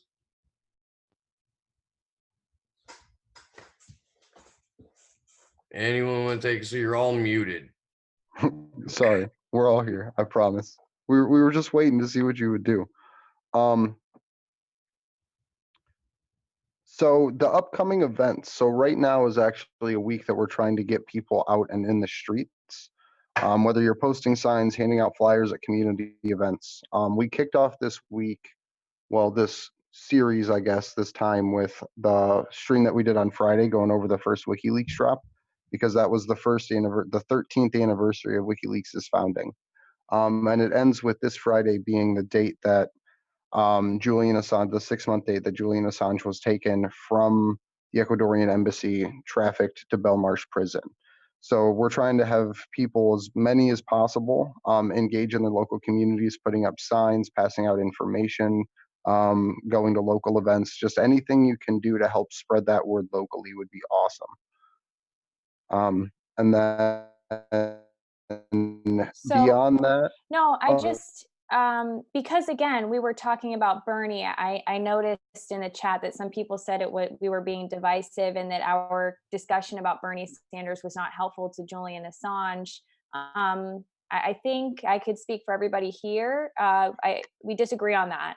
We are absolutely going to talk about the candidates because again, Bernie Sanders failed to answer the question correctly. Actually, he failed to give the right answer on Dak's question, and we are going to hold him accountable for that. And of course, we are going to talk about the candidates because, again, the next president of the United States, that weighs heavily on Julian Assange's case.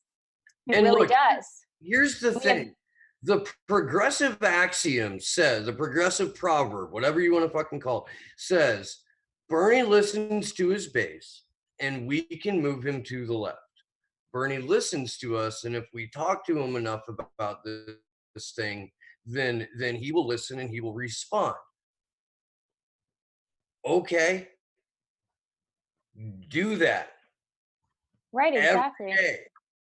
Every day, talk to Bernie Sanders or someone on his staff when you get those texts about an upcoming event from Bernie's campaign.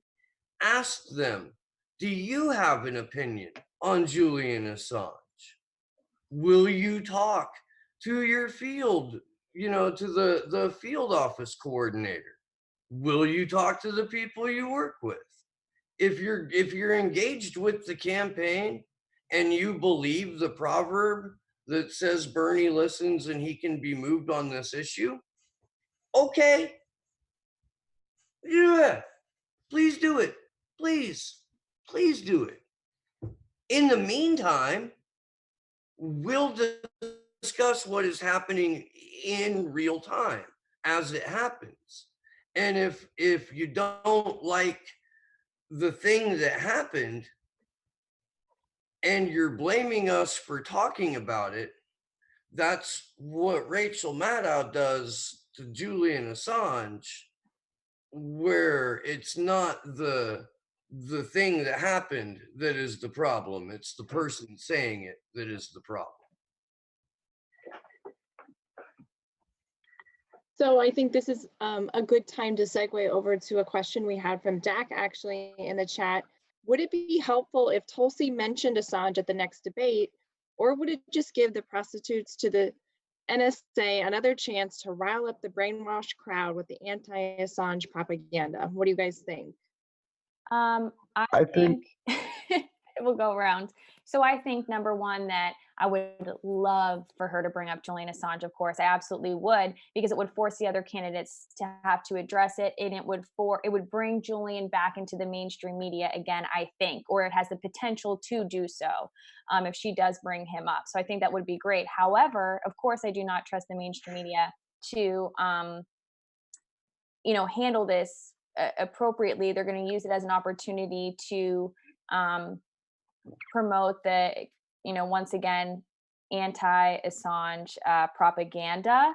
But I think in general, I'd rather have her bring him up than not bring him up. But as far as the media's reaction, the mainstream media's reaction won't be a good one by any means, but it would force the other candidates to also have to say something about him, and we'll have a better understanding of where they stand on Julian Assange, which of course I think that's always a good thing. But I think to hear the message from Tulsi, somebody who supports him, who has said some really important facts regarding his case and why we should support him and why it's such an important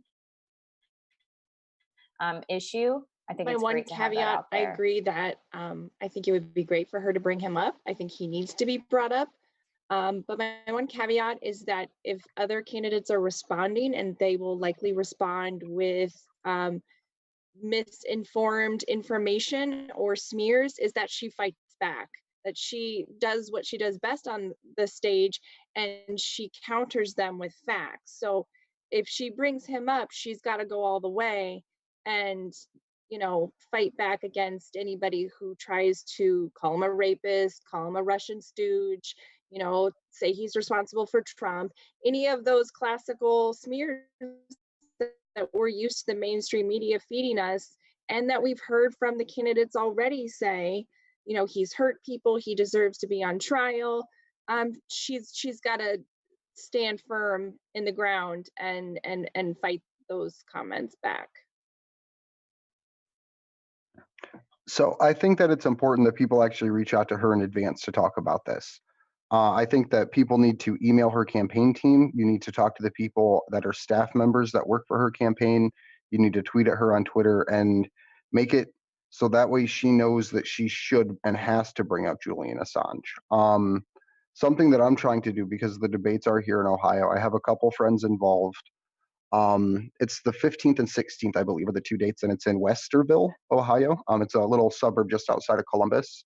We're going to go there and put up signs. We're going to start right by where the debate center is, and we're going to work our way out from there. And so that way, when the TYT vans show up, they see those signs and posters up there. When CNN and all these other groups show up, because they're not going to talk about it, you're not going to see that in the media unless it's something that we can make a thing. So I hope that as those signs start going up and things, we can start trying to send those pictures out to the different independent media sources, so that way they can cover, hey, look at what the mainstream media didn't show you, and look at what TYT didn't show you.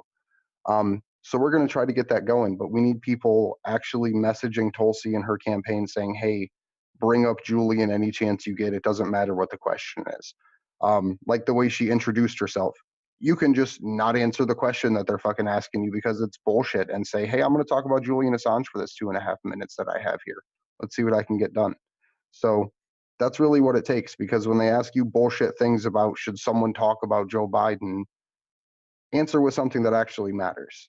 And so I think that that's something I'd really like to see, is if she could actually bring that up regardless of context, because it's that important.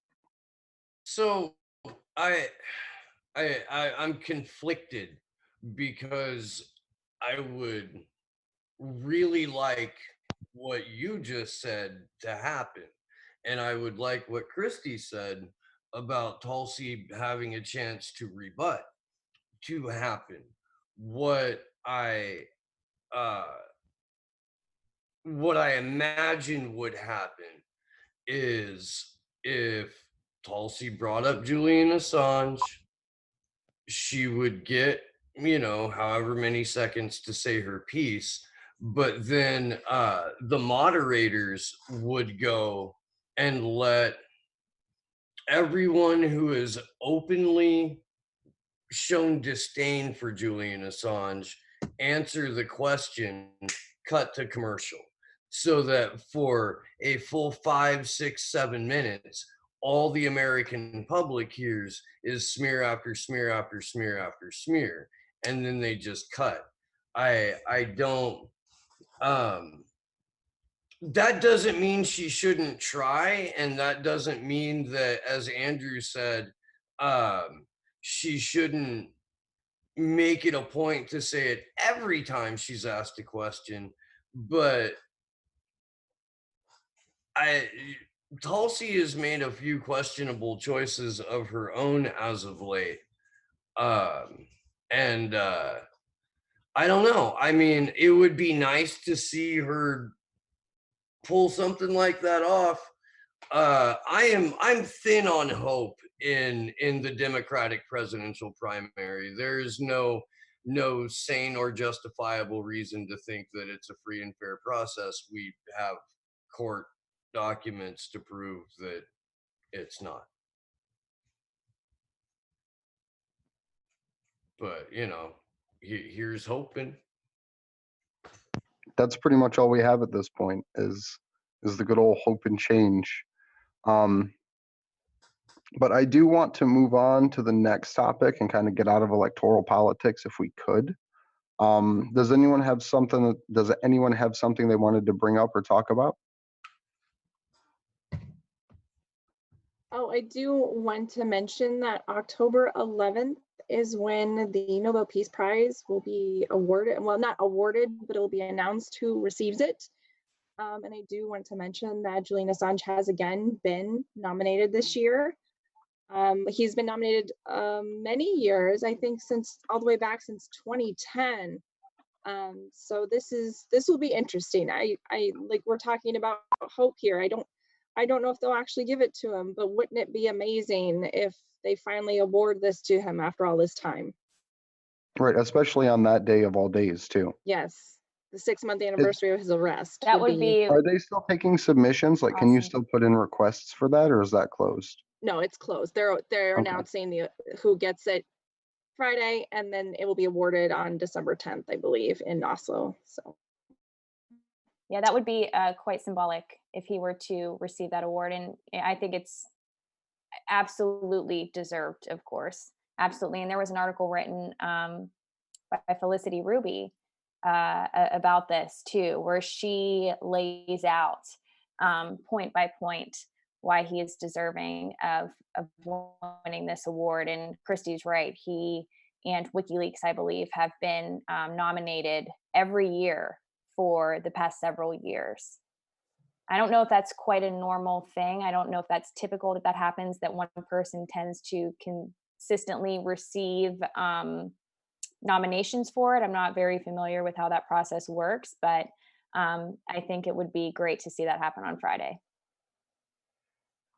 So we had David Zappin in the chat over on Facebook. So thank you for tuning in on Facebook. We don't get much action over there. So that's awesome. He said, I wish Obama had cut a deal with Assange and Snowden, etc. Obama was actually the one that most directly targeted whistleblowers in modern history. He used the Espionage Act multiple times. I want to say 7 or 8, but I don't know the exact number off the top of my head right now. And it was his DOJ that built the investigation and set the framework for everything that Julian Assange is facing right now.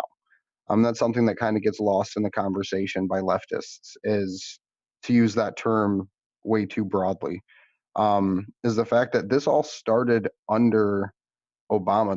The first big leaks, the first incriminating leaks from Chelsea Manning against the Bush administration came out in 2010. And that was a time when society was ready, where we had pushback. We had known the truth about the Iraq War. And Obama was supposed to be that like anti-establishment swoop in and clean up the war criminals president. He was going to close Guantanamo Bay. He was going to end the wars, and then just left it all open. He expanded it from 2 to 8. Going on too. Let's not forget that when those leaks first came out about Iraq and Afghanistan, we were also in the middle of protesting Wall Street.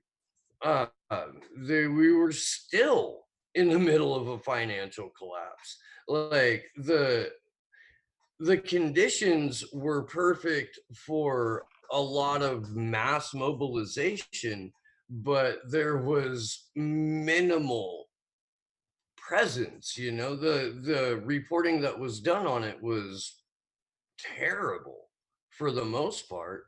We didn't necessarily have the I guess sphere of independent media. No, that's not even true. There were a lot of people that watched that shit go down online. I feel like we we could have uh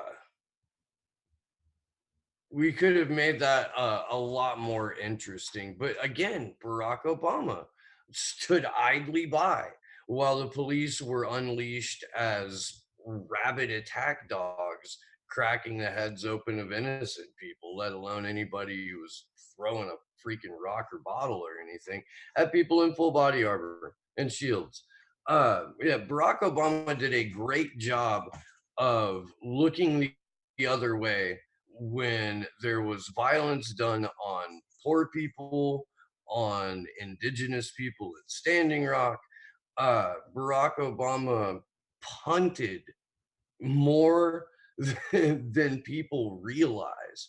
He was the caretaker of Reaganomics and very little more. Definitely more imperialistic than Reagan. Definitely more violent than Reagan. That's an incredible statement right there, but it's true.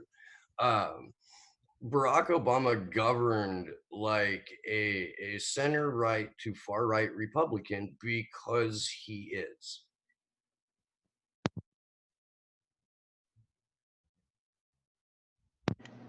And like the modern immigration debate and all the issues that we're having, the concentration camps that we have set up, well, the ICE detention centers, all of that was authorized under Clinton.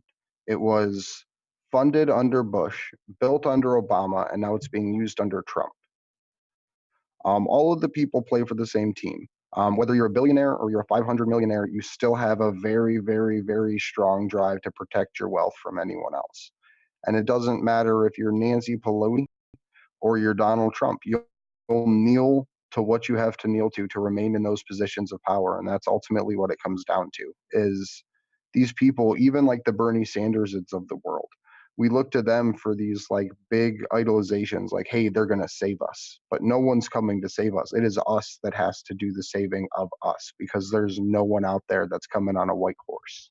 Yeah, I kind of going back to the Ellen and George W. Bush thing, there was a conversation on Twitter about, well, should we be mad at Michelle Obama for being buddies with George Bush? And it's like, well, yeah, but she's just as bad because Obama's a war criminal too. So let's not pretend that the Obamas get out of jail free card, because and it's just these blinders people put up to what we've just been talking about that happened under the Obama administration. And Barack so Obama started almost 3 times more illegal wars than George Bush. right, and the drone program and the drone strikes. And so I find this funny that we're all freaking out about Ellen and George Bush. But when the media was trying to hype up this special relationship between George Bush and Michelle Obama, everyone thought it was cute and sweet and all. Don't you remember the good old days when Obamas and the Bushes ruled us? It's sickening and it's disgusting, and it's like people are starting to see the light, but they just can't quite get all the way there because they still want to believe that if it's a Democrat president, nothing bad happens under them and it's fully warranted. Or if it does, it's the Republicans' fault. Yes. And the rehabilitation of George Bush has made me like physically ill, because they let that guy go to fucking paint in his shower or whatever the hell he did, and we knew he was a war criminal. We knew for years that he was a war criminal. And Barack Obama immediately went in with this, the past is the past. And fuck you. You know, it was no, I'm not going to hold anyone accountable for the demonstrable war crimes. No, I'll tell you, I'll shut down Guantanamo. I'm not going to shut down Guantanamo. It again, caretaker of Reaganomics, or at least caretaker of George H.W. Bush's foreign policy and economic policies. Yeah, and yeah, his failure to be anything remotely what he presented himself as. It was so obvious that a game show host is now president. Right, like they, Barack Obama failed out loud in front of everyone in terms of what he said he would bring to the table, and he did it for 8 years, and only because Mitt Romney was so wholesale uninspiring, and he barely won that one. But 8 years of that, 8 years of just running to the right at every conceivable opportunity, getting caught talking about, we're going to cut Medicare and Social Security. Like, that was a bargain he was going to make. That sinks in. It resonates with a lot of people. And the complete and total rigging of the 2016 primary, where they put in the most unlikable Democrat in the history of them polling for that sort of thing against the game show host, and the game show host won. And it's the answer to America's one party system is not, let's find someone that's just like Hillary Clinton, or even let's find someone who's slightly less of an open sociopath than Hillary Clinton. And people still think that you can vote your way out of an oligarchy, or you can legislate your way out of an oligarchy. This is going to take decentralized activism, and it's going to take a mass movement of people in coordination with that. It's you don't get a revolution at the ballot box. and that mass movement starts with each individual, and that's basically what this comes down to, is you have to be the person to start the mass movement in your city. If there's no one else doing it, start it. When you start it, you'd be surprised how many other people start joining you or want to get engaged with you in some way. Someone had thrown up in the chat, I didn't see who it was, that Julian recommended we make like local organizing committees, and that's exactly what we're trying to do here, is get people out there with their friends doing what they can with the time and energy that they have. So I just want to make sure that everyone out there understands that if your town doesn't have something going on for Julian, it's because you are the one that is actively not doing it in your town. And that's why you should. That's Right. why you should do something. We're going to end it a little positive, Andrew. Sorry. Anyways, Quinn, no, I'm just kidding with you. Quinn has been really, really wanting us to talk about President Trump's tweet where he references John Kiriakou, and none of us have been able to see this, but Christy did put it in our chat, so we could look at it. I'll but pull it up on the share screen. Okay, perfect. Perfect. There we go.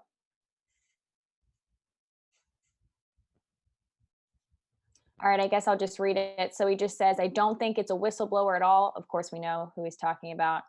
I think this is an anonymous source for the Democratic staff in the House of Representatives. This is an insult to real whistleblowers. Actual whistleblowers go on to have their whole lives upended. And that was John Kiriakou's words, and he tags Tucker Carlson in here. So I'm guessing that John may have said that on his show. But no, I think John's absolutely correct. And then I think John retweeted that and put a comment where he said, then pardon me. And Please pardon me. yes, he did, which I think he should. Yep, he did. Yeah, he did. That would Good for him. break the internet, by the way, Right. if John Kiriakou gets a pardon. Yeah, but John is a friend of our vigils, and he's been on before, and we support him 100%, and we would love to see him be pardoned, because he certainly paid the price for revealing the truth, things that we deserved and needed to know, and we would like to see that happen. So that was clever of him to say so. But this is, again, another example, I think, of where you see politicians like Trump using other people for their own gain. Like, when else is Trump going to be quoting John Kiriakou? Only when it's useful to him, which is in this case about the whistleblower, right? We're not going to see him pardon. Unfortunately, I don't see that happening. I would love to, of course, but I don't see that being a reality here. Well, the same go ahead. Trump who stood on stage at multiple rallies and said, "I love WikiLeaks." Yeah, exactly. Right. Yeah.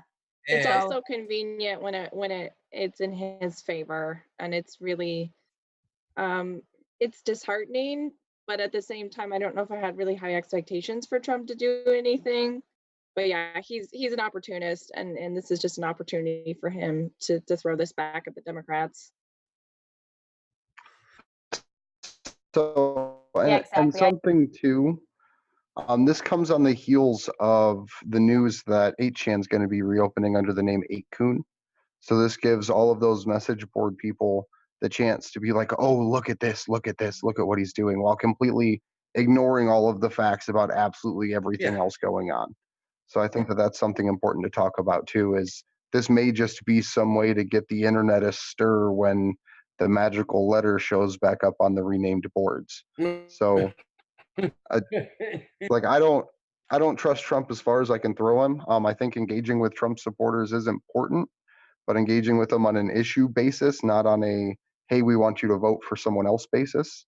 Because I think it would be easier to get everyone at a Trump rally holding a free Assange sign than it would be everyone at a Bernie Sanders rally holding a free Assange sign, as sad as that is to say. absolutely. And so I think that that's, as far as like free Assange political strategy goes, I think targeting his events specific to the issue of free speech and whistleblowers and free Assange and just passing out signs for them to hold up there would be way more impactful than trying to get something like that started at a progressive or Democrat event, because the neoliberals are the hardest line crazy people you will ever meet. In order to do that, Andrew, you've got to break through the collusion, and that is that if Julian Assange is extradited to the United States, all will be well, because he will be allowed to expose the criminal cabal of intelligence organizations and their leadership who have been persecuting this poor man. And look, John Kiriakou has broken it down many a time. Julian Assange does not get a fair trial. Julian Assange does not get a public trial. Julian Assange's lawyers don't get access to the evidence being used against him. He will be in a closed door session under national security, and his jurors will not, like, his jurors are all either personally related to or very close to members of the intelligence community, because it's the Eastern District of Virginia Court, espionage court, where John Kiriakou was tried. It is a fiction to think that Julian Assange will be somehow protected by going to a supermax prison before going to espionage motherfucking kangaroo court. Yeah, the So- narrative that Julian is somehow safer where he is really bogus, because as we've seen, he's not exactly getting the star treatment of Belmarsh prison, and he is slowly deteriorating in poor health and has been in the health ward for, oh, I don't know, the whole summer. So we're going on about 4 months. His father was on RT this morning and said he actually saw Julian this morning and he is still in the health ward. So I don't know what kind of protection people are thinking he's getting sticking around Belmarsh, because it's not doing so well there. It's the Guantanamo Bay of the United Kingdom. Yeah. It's not fucking Ritz Carlton. Yeah. Right, exactly. And I think that it's really dangerous to be, thinking that he's going to be safe when he's in Belmarsh prison. He's not. He's not going to be getting quality healthcare, and he's not certainly going to be safe if he is extradited to the United States. Again, like Steve was saying, his trial would be closed to the public. We would not have access to any of that information. We would have no idea what was happening because, as John Kiriakou said on our show a few weeks ago, he would be subjected to SIPA, and that just basically means that it is a national security trial. All of the evidence, not all of it, but the overwhelming majority of the evidence is related to national security. Therefore, the jury can't even hear this information.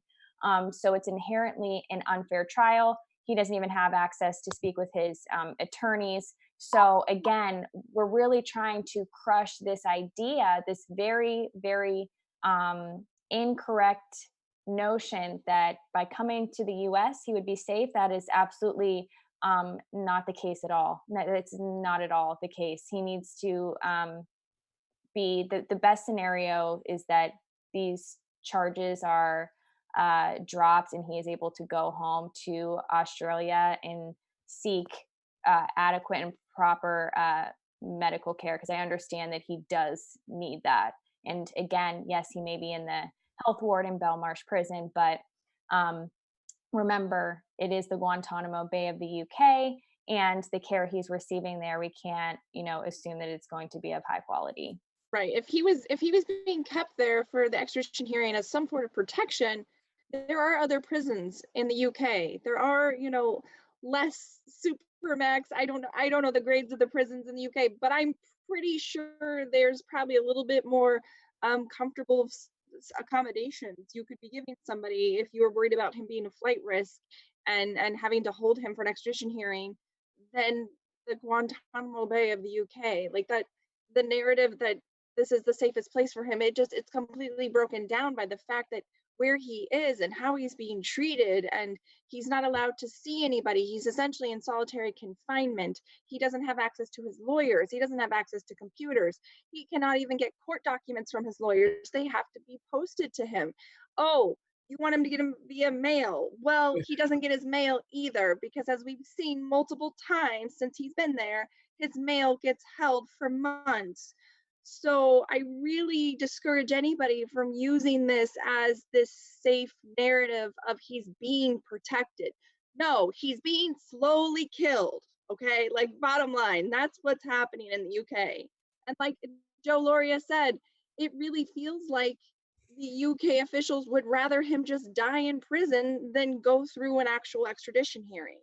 Yeah, because they have no case. They have no bearing. They're illegally holding him now. If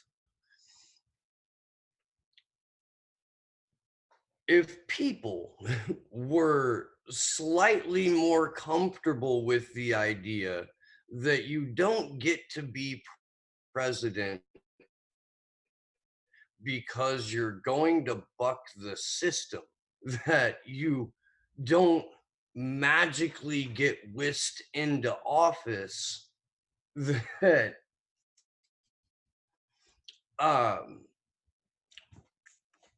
that Donald Trump is currently ordering a drone strike or having a drone bombed every 12 minutes in multiple countries, that Donald Trump has given a $1.5 trillion tax cut to billionaires and multi-millionaires, that Donald Trump has only and always advanced and passed the boilerplate GOP agenda once you understand that, then you can become a more effective voice for Julian Assange, if nothing else.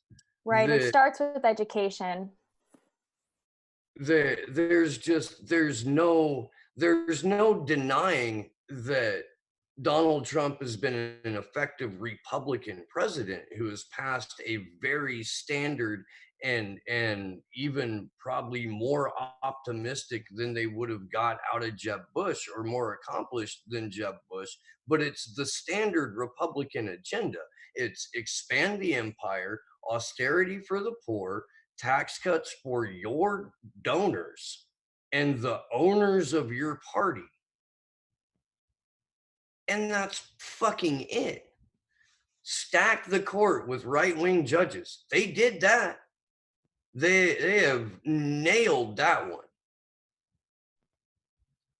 So, yeah, there's some comments about it. I just want to address this about insulting Trump. We're not insulting anybody. Again, we have no allegiance to any candidates or any political party. I think we all kind of lie on one side of the political spectrum. But again, we have no allegiance to anybody. Just Julian Assange is the truth. So we're going to be equally critical on all of the candidates and all of the leaders. That includes President Trump, whose DOJ is essentially charging Assange, and Trump has the power to pardon him, and he is not doing so. So, of course, this is something that's going to enter our conversations consistently and repeatedly. And I think it's important too, like Donald Trump picked up the ball that Barack Obama left for him. There was a warrant prepared by the Obama administration in 2013, I think. They just took that warrant and ran with it. What's his name? William Barr, CIA lawyer, the guy who the last time he was attorney general, when it came down to getting people off or pardoning them, he went with the Iran-Contra war criminals. The exact people that were there a WikiLeaks in the 80s, Julian Assange would have gone after. That's Donald Trump's DOJ, the guy who protects the people that WikiLeaks goes after. Let that shit sink. So, and something too, I think it's important to engage the Trump base to get those people fully educated on the situation and going, like I said, going to his rallies and distributing signs for the people to hold up there at the rallies. Because the Trump, like I believe it was actually Elizabeth Lee Voss that brought this up on one of the vigils a long time ago, that it's probably only the Trump base that would be able to save Julian Assange out of any political group or demographic or what have you. The people that could fervently demand something of him while he is campaigning would be the best way to try to get Julian released or pardoned or whatever term you want to use there, the charges dropped. And I think that engaging in that way on an issue specific basis with the Trump base is a very important thing to do. And there was someone in the chat earlier who asked, like, what's the next step for action for Assange? The goal is to be able to get people acting in decentralized ways, so that way when there's a Trump event coming to someone's town, there is someone there or close by that's willing to just on their own without directive or initiative go there and pass those things out. Because if we have some kind of centralized power system to save the world and all of these fun things, like that's not how this is going to work. It has to be individual people doing what they can with what they have. So to the whole Trump's vengeful, and if you say bad things about him, he's going to go after Julian. He already is going after Julian. Yeah, exactly. like what more can he Yeah, do what else besides are they gonna trying do? to extradite him to the United States? Right, Exactly. right. Pass the hearing and just bring him here. I mean, that's all that's left is we've done everything. Right. And this is about more than Julian Assange. I can't stress this enough. We are here in support of Julian Assange. We are also here because the veneer of a free press is about to go away. Joe was talking about it earlier. if you've linked to a WikiLeaks drop, you have been in possession of classified information if that's how this goes down. Do not think for a moment that members of both parties aren't salivating over the prospect of eliminating once and for all pesky journalists. You're exactly right, Steve. You are onto something for sure. They see this as a fine opportunity for them to make the ultimate check on power something that is a criminal act. And again, like Joe, underneath a lot of what he was saying was this fundamental idea that it is not in the interest of politicians to support WikiLeaks or accountability journalism at all. It's just not. So yeah, it's actually the exact opposite. The idea of having that sort of nag to them, having that gone, it has to be something very enticing for them. And I think it's important to remember that. So talking about that nag, does someone want to talk about Gordon Dimmock's campaign to try to get people to write their MPs? Oh, sure. Gordon Dimmock has a campaign to get people to write their MPs. Boom. There we go. Well, specifically to Yeah. sign on to a motion that was taken to Parliament recently. So there is a specific request that you write to your MP, explain why Julian Assange is such an important issue to you, and ask them to sign on to a motion that was headed by Chris Williamson, I believe, is an MP who supports Julian Assange, has been to many of the rallies there in London. And just recently, this past week or so, brought this to Parliament. And so, yeah, Gordon is suggesting people write to their MPs. He's also said if you do get a response back that is misinformed from your MP about Julian Assange and his situation, send it to Gordon because he will put them on blast. He will respond to them on his show and help you write a very well educated response back. So, yeah, Gordon is really spearheading that right now. And I think it's really important in the UK to be participating in such initiatives like this one because, you know, it is Chris Williamson. He, you know, laid something out, and this could really be changing, you know, the course of history. I know that sounds very ambitious, but if enough people do this and really take this seriously and do something about this, change can be made in this case, and it starts right now, at least in the UK. Absolutely. So we definitely, you know, I could speak for myself. I support this initiative. I know Christy and I have both tweeted out about this. Of course, we're not in the UK, we're in the US, so we can't participate, but we support everybody who's willing to do so. And yeah, if you do get a response from your MP, if it's misinformed, absolutely send it to Gordon, because there needs to be pressure put on you know, your political leaders and people who are in power. And it'll, you know, maybe it's one step in, you know, encouraging people in power to maybe educate themselves a little bit. You know, everything counts at this point. So yeah, definitely participate in that if you are in the UK. And this is also something we can do with our own Congress critters in terms of speak out against extradition, say something. Do you have, I know you got words. You're a politician, you know, and please, by the way, like we could even workshop a letter writing campaign on a vigil or something like that.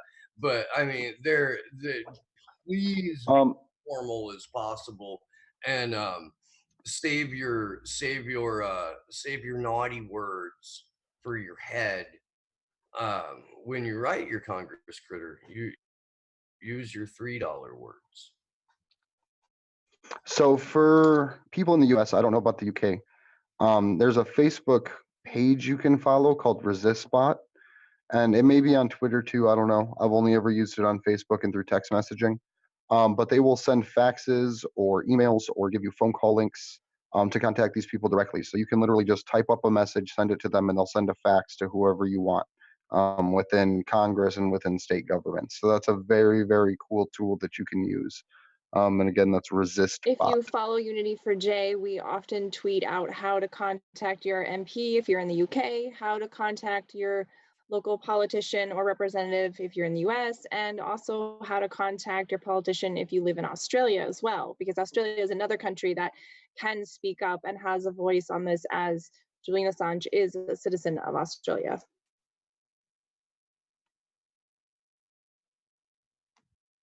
Yeah, so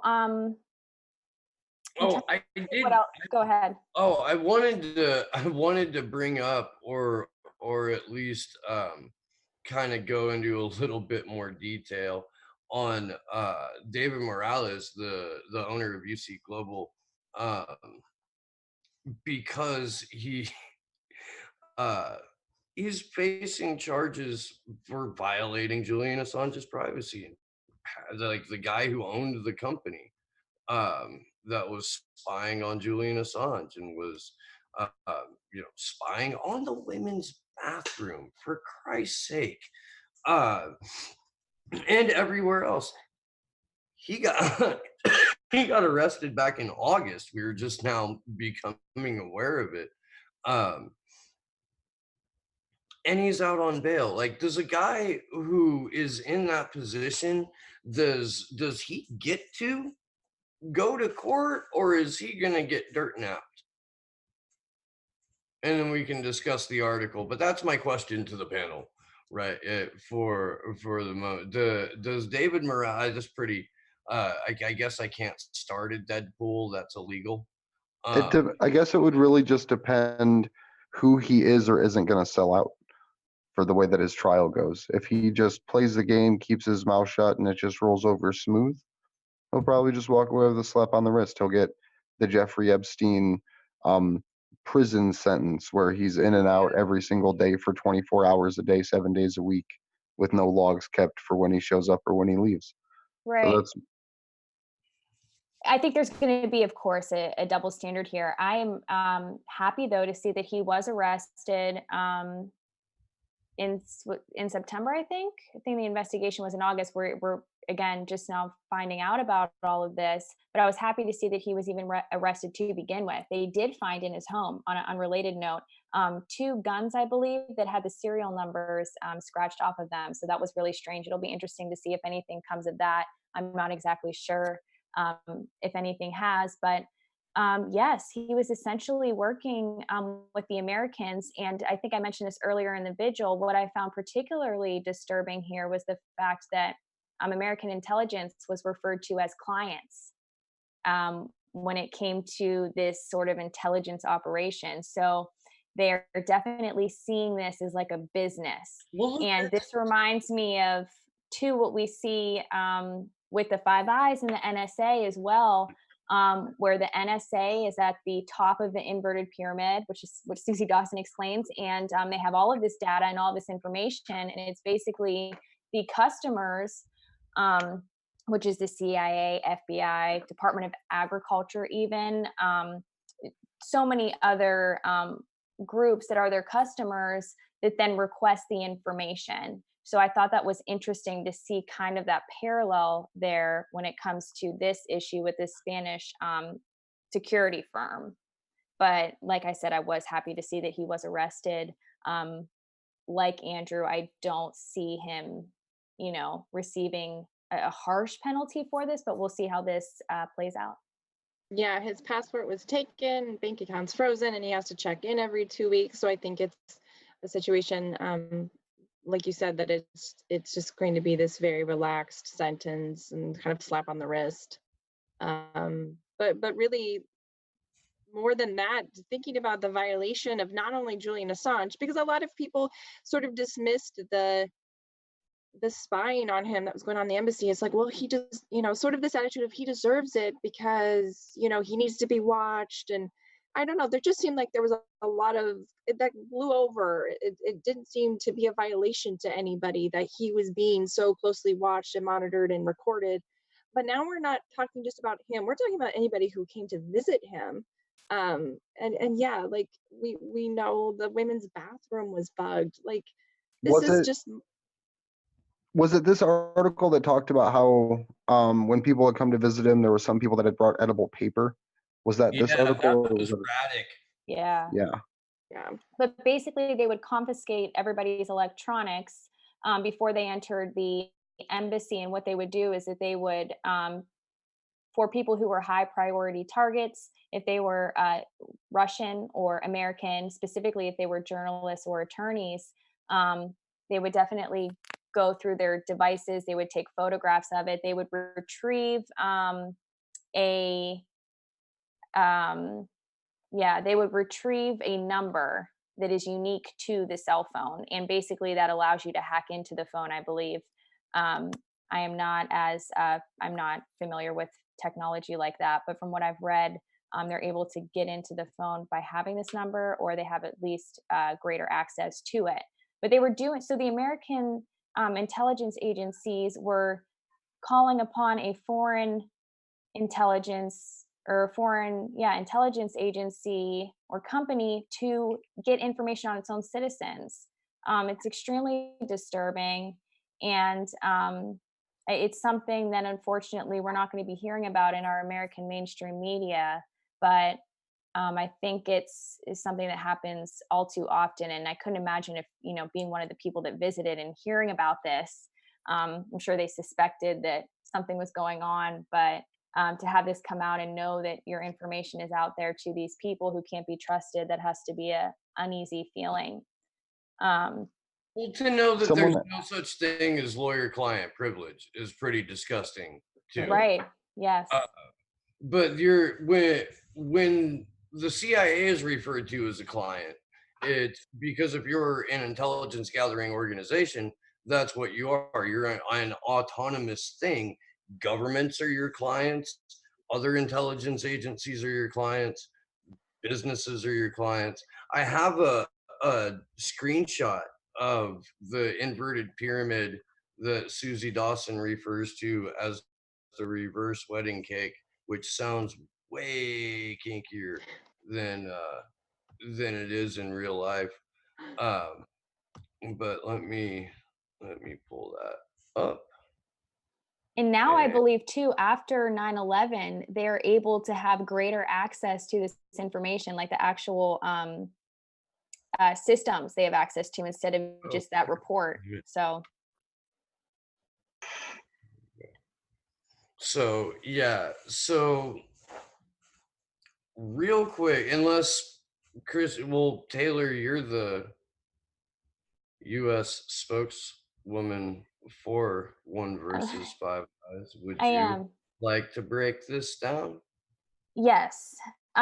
So basically, the way that the data structure works is that they call this the global network, of course, and at the very top of this reverse pyramid is the NSA and all of their data that they collect. So basically, they suck up all of this data from all of the countries that are underneath them, and then the countries that are in partnership agreements with them, they then filter back down that information that is relevant to that country, and they kind of sell this entire idea on the pretense that this country is going to benefit from this, and that they're going to give them the information that they need, but they don't give them all of the information. I am putting that in a more basic way, but that's essentially how it works. And the main takeaway from this, I would say, is that the United States has a whole lot of power. And basically, all of the political theater that we see is just that, it's theater, it's a show. Because truthfully, it's these agencies, the people who work for them, that have the ultimate power and control. They can't be voted in, they cannot be voted out. They know that. So therefore, they do abuse that power. And so I encourage everybody who is interested in learning more about this to definitely check out the One versus Five Eye episodes. They air on Sunday evenings at 8 p.m. Eastern Standard Time on Susie Dawson's channel. And also, if you are interested in joining this initiative, you can join the Discord at the number 1 BS, the number 5, the letter I.com/Discord. You could work directly with Susie on this campaign. Any skills that you have, whether it be making a graphic or editing a video or social media, you could use that towards this campaign. So Yeah, it starts with education though, and understanding how these agencies work, and really having a grasp and the knowledge that they control every aspect of our lives. And so Quick, to kind oh, of go ahead. address, I was just going to say, to address a recent piece that got moved in place to allow for this to happen, even in a more fluid and like streamlined process, is the Cloud Act. And most people don't know what that is, but during the omnibus spending bill, I think it was of 2018, where they were threatening to shut down the government, or did shut down the government until whoever did some bullshit like political theater stuff. It was like a 2,000-page spending bill, and hidden in there was what's known as the Cloud Act. And what it did is it took the power for the United States government to turn over information on its citizens and it to a foreign government upon request, took that power and it shifted it from Congress and public hearings to the power of the executive office, which means that someone within generally the Department of Defense or the Department of Justice would simply sign off on the orders, or President Trump himself would sign off on the orders to allow the United States government to freely transfer information on US citizens to foreign governments at their request. That's a big thing that no one talks about. It got a little blurb in progressive media when it happened, and since then there's just been silence. So I think recognizing portions like that and trying to make sure that people understand that President Trump is working with the deep state, and he's just making it appear that he's not. He's a professional wrestling actor, for Christ's sake. Like, everyone knows that shit's fake. You don't get into the WWE Hall of Fame because you're a bad actor. You don't appear in as many movies a season because you're not a good showman. If That's a good. It- I'm watching. The Oh, OBS gives us a okay. number. Oh yeah, Oh, somebody just said yeah. glitching. Hey, yeah. Oh, I was just going to Yeah. say something, but I'm not going to. Okay. Okay, But it looks cool. like we're back. We're back in the green. Okay. At any rate, I'm not exactly sure where we cut off there, but yeah, Donald Trump is an actor. Donald Trump is in a position that is a figurehead position. The president has power to the extent that he can leverage over Congress or rile up his base to leverage over Congress. But the legislation itself, that is also more often than not written by the intelligence agencies. The legislation comes out of uh Groups like ALEC. pardon? Groups like ALEC. Yeah, or APAC. Hmm. For that matter. But you're on that, on the inverted pyramid, the reverse wedding cake, there's it says Global Intelligence Network, and then it has the two eyes, and the two eyes are the US and UK, or the US and Israel, and then underneath that it transcends into lower levels of importance on the information sharing scale. Down at the bottom in little gray, it says others. That's law enforcement and or the press and or maybe select members of Congress initially. Or Like, multinational organizations for marketing purposes. yeah. Where the president fits in on that entire reverse wedding cake is down in that little bottom column that says others. There are a lot of other people that shape policy, and the last people that do it are the president and members of Congress. Right. One of the Australian prime ministers back in the 70s was not aware that Australia was a part of the Five Eyes. So they were a part of it for 25 years. And I don't know his name. I can't remember, but he did not know. that he was even a part of this. So that just goes to show again that the political process is a joke, and it's not, it's just there simply so we feel that we are participating in something, or that we have a say, when really we do not. It's these people running these agencies who are having a big impact and huge influence on our lives, and we've seen this really increase within the past 20 years at an alarming rate. Yeah, it's there's been a concerted effort basically since, well, the formation of the OSS. Um, but really after the Nazi draft, Operation Paperclip, where the world was basically in a bribery and anonymity competition with leading Nazi scientists and other Nazis of note. Um, but that's when we really went into uh, global domination through covert means. And we've been operating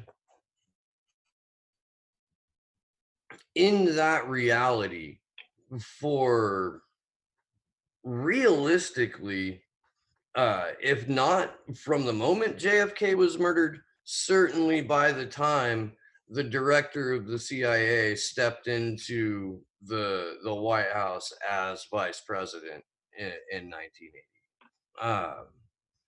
And here we are almost 40 years later, and we've got a president who stood on a debate stage with a war criminal, and they got into a shouting match over which one was the bigger puppet. I'm gonna pass the mic at that point. I mean, just wait for the ratings in 2020 when it's Hillary Clinton versus Trump again. Mhm. And Hillary Clinton's so delusional that she thinks she won the presidency the first time somehow. Can you imagine if we have this It's again? just all designed. It's all designed to divide people, and I just can't wait for the "let them eat cake" line.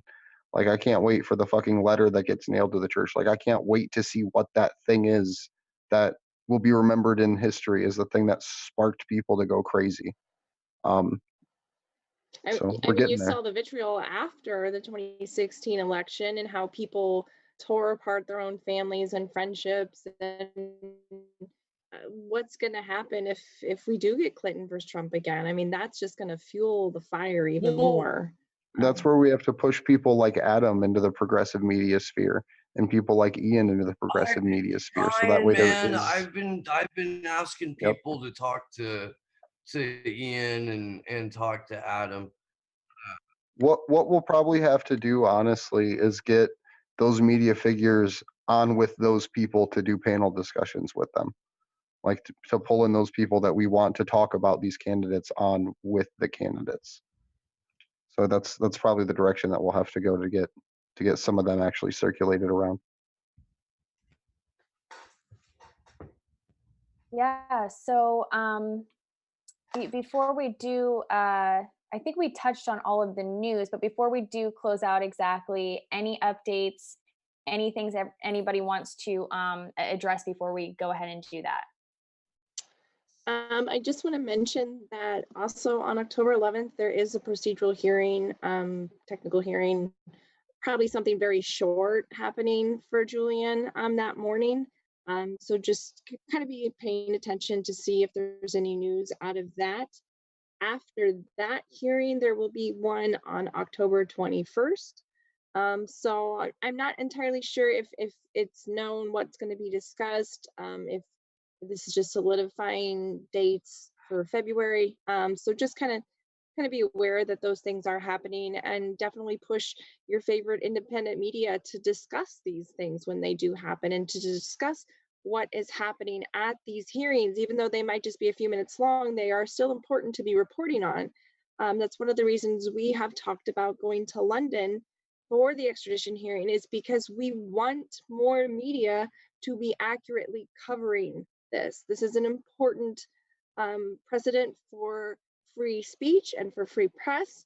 Like we've said before, this is bigger than Julian, but we also need to be understanding what's happening, and we need as many media to be there as possible. So, I mean, if our little show is thinking about taking it on the road, what's their excuse? Why aren't they going to be there? Yeah, Absolutely. absolutely. Wow, that was same time. But I wanted to yeah, shout out go ahead. Candles for Assange.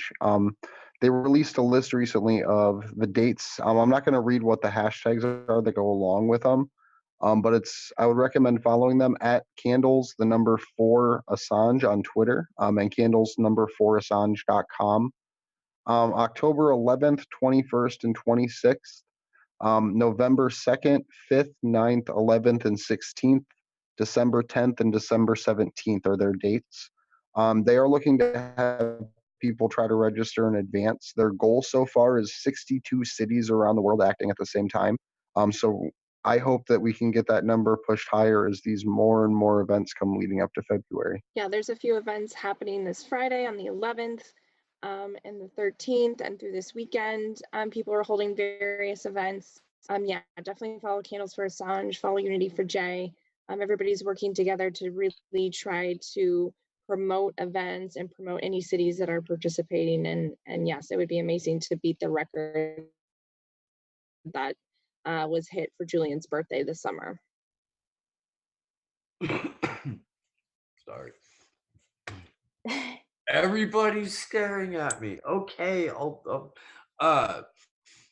we are very seriously considering going to London, and it's for the reasons that have been mentioned. But let's be perfectly honest. If this thing happens, we would be one of the very, very few US outlets there, period. And certainly among an even smaller head count of outlets that we're going to be reporting accurately. And speaking to people familiar with um, the Julian Assange and WikiLeaks side and perspective of this case. Whereas what independent media will do,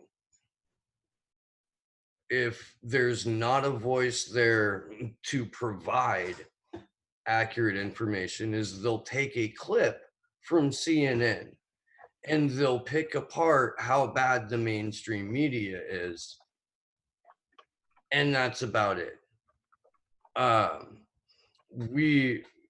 We would like to have the opportunity to, bring some honesty from this country to represent and be there for the extradition hearings. We are going to have to crowdfund this.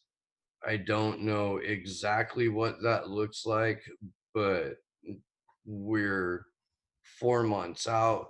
We should get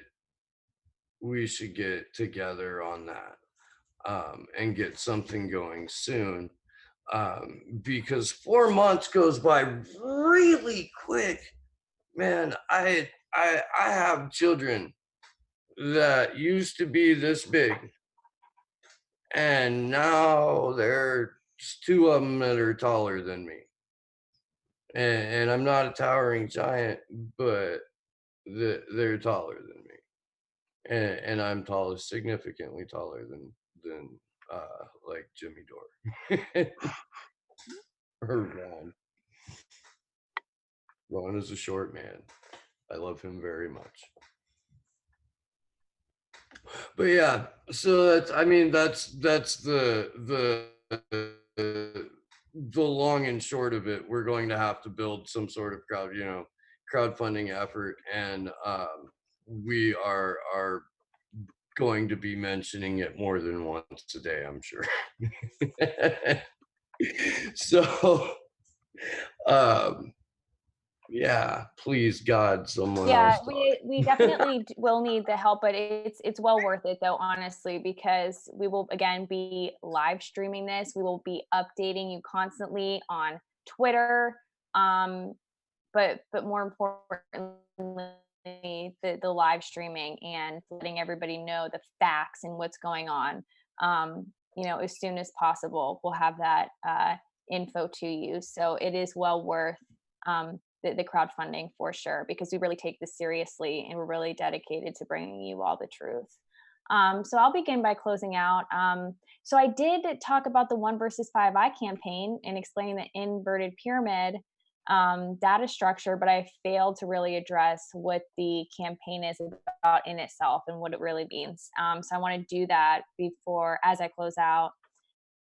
The Five Eyes is an interconnected network of intelligence agencies among 5 Western countries. That includes the US, the UK, Canada, Australia, and New Zealand, which is Susie's country of origin. And she is taking them on specifically because they are the ones who are responsible for targeting her and for her political persecution. Like many journalists, activists, and political dissidents around the world, Susie suffered targeting for some time that became so severe that she had to leave her home country. So I'm sure you are, again, all familiar with her, but I encourage everybody to check out 1versus5i.com. That is the number 1, VS, the number 5, the letter I.com for more information. And also follow the campaign on Twitter at 1versus5i, and on Facebook, facebook.com/1versus5i. And again, join the Discord if you want to have an active role in participating in this campaign, and also having the chance to work with you directly and other supporters at 1versus5i.com/Discord. And don't forget her weekly teach-ins, which are held Sunday evenings at 8 p.m. Eastern Standard Time in the US. They're very informative. It is information you are not going to hear anywhere else. You really aren't. I know the 4 of us really enjoy watching those, and you learn so much, and you think to yourself after you watch it every time, I can't believe that I didn't know this before. And, you just, you feel empowered when you have this knowledge. So I do encourage everybody to check that out and join that initiative, because it's very important. But tomorrow evening at 9 p.m. Eastern Standard Time in the US, I'll be on Real Progressives talking about Julian Assange. I believe I'll be talking about my article, These Vigils. So tune into that, because I'll be talking with Joy, and I look forward to that. I'm very excited. And you can follow me on Twitter at @_ Taylor Hudak, and you can also follow ActionForAssange on Twitter at @_4Assange. Thank you guys so much for watching. I really appreciate it, and it's just really great to interact with you guys in the chat, and much love to my co-hosts. Yeah, so you can find me on Twitter at Andrew Zigmund. That's AndrewZigmund. You can also check out the articles that Taylor puts up and that Steve and everyone else writes at action4assange.com. If you're interested in participating in events on like an individual basis, but aren't really sure how to get involved or where to get posters, stuff like that, it is up on our website, but you can also email me. It's ActionForAssange@protonmail.com. Yeah. All right. I'm Steve Boykin, and I host a show called Slow News Day. You should watch it. I interview truly independent journalists and people who have lived or are currently presenting information from outside of the narrative. I try as hard as I possibly can to not source a mainstream outlet. I will go to the documents directly if I can, or I will go to truly independent outlets. You can follow me on Twitter at Slow News Day Show. I will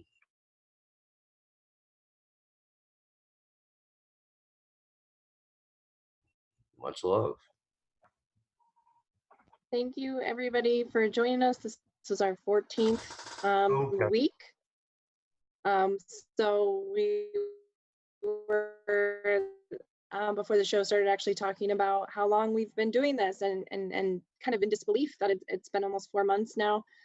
So we're really excited to always interact with you guys, and as our show grows, getting more views. And we are hoping to get that crowdfunding page together this month and get that out. And we hope you guys will support us and let us know what kind of content you would like to see in addition to the extradition hearing when we're in London. I'm sure there's going to be other things we can also do and report on as well. You can follow me at ChristyMKD84 and at Unity4J on Twitter. All right. Bye. Thank you, guys.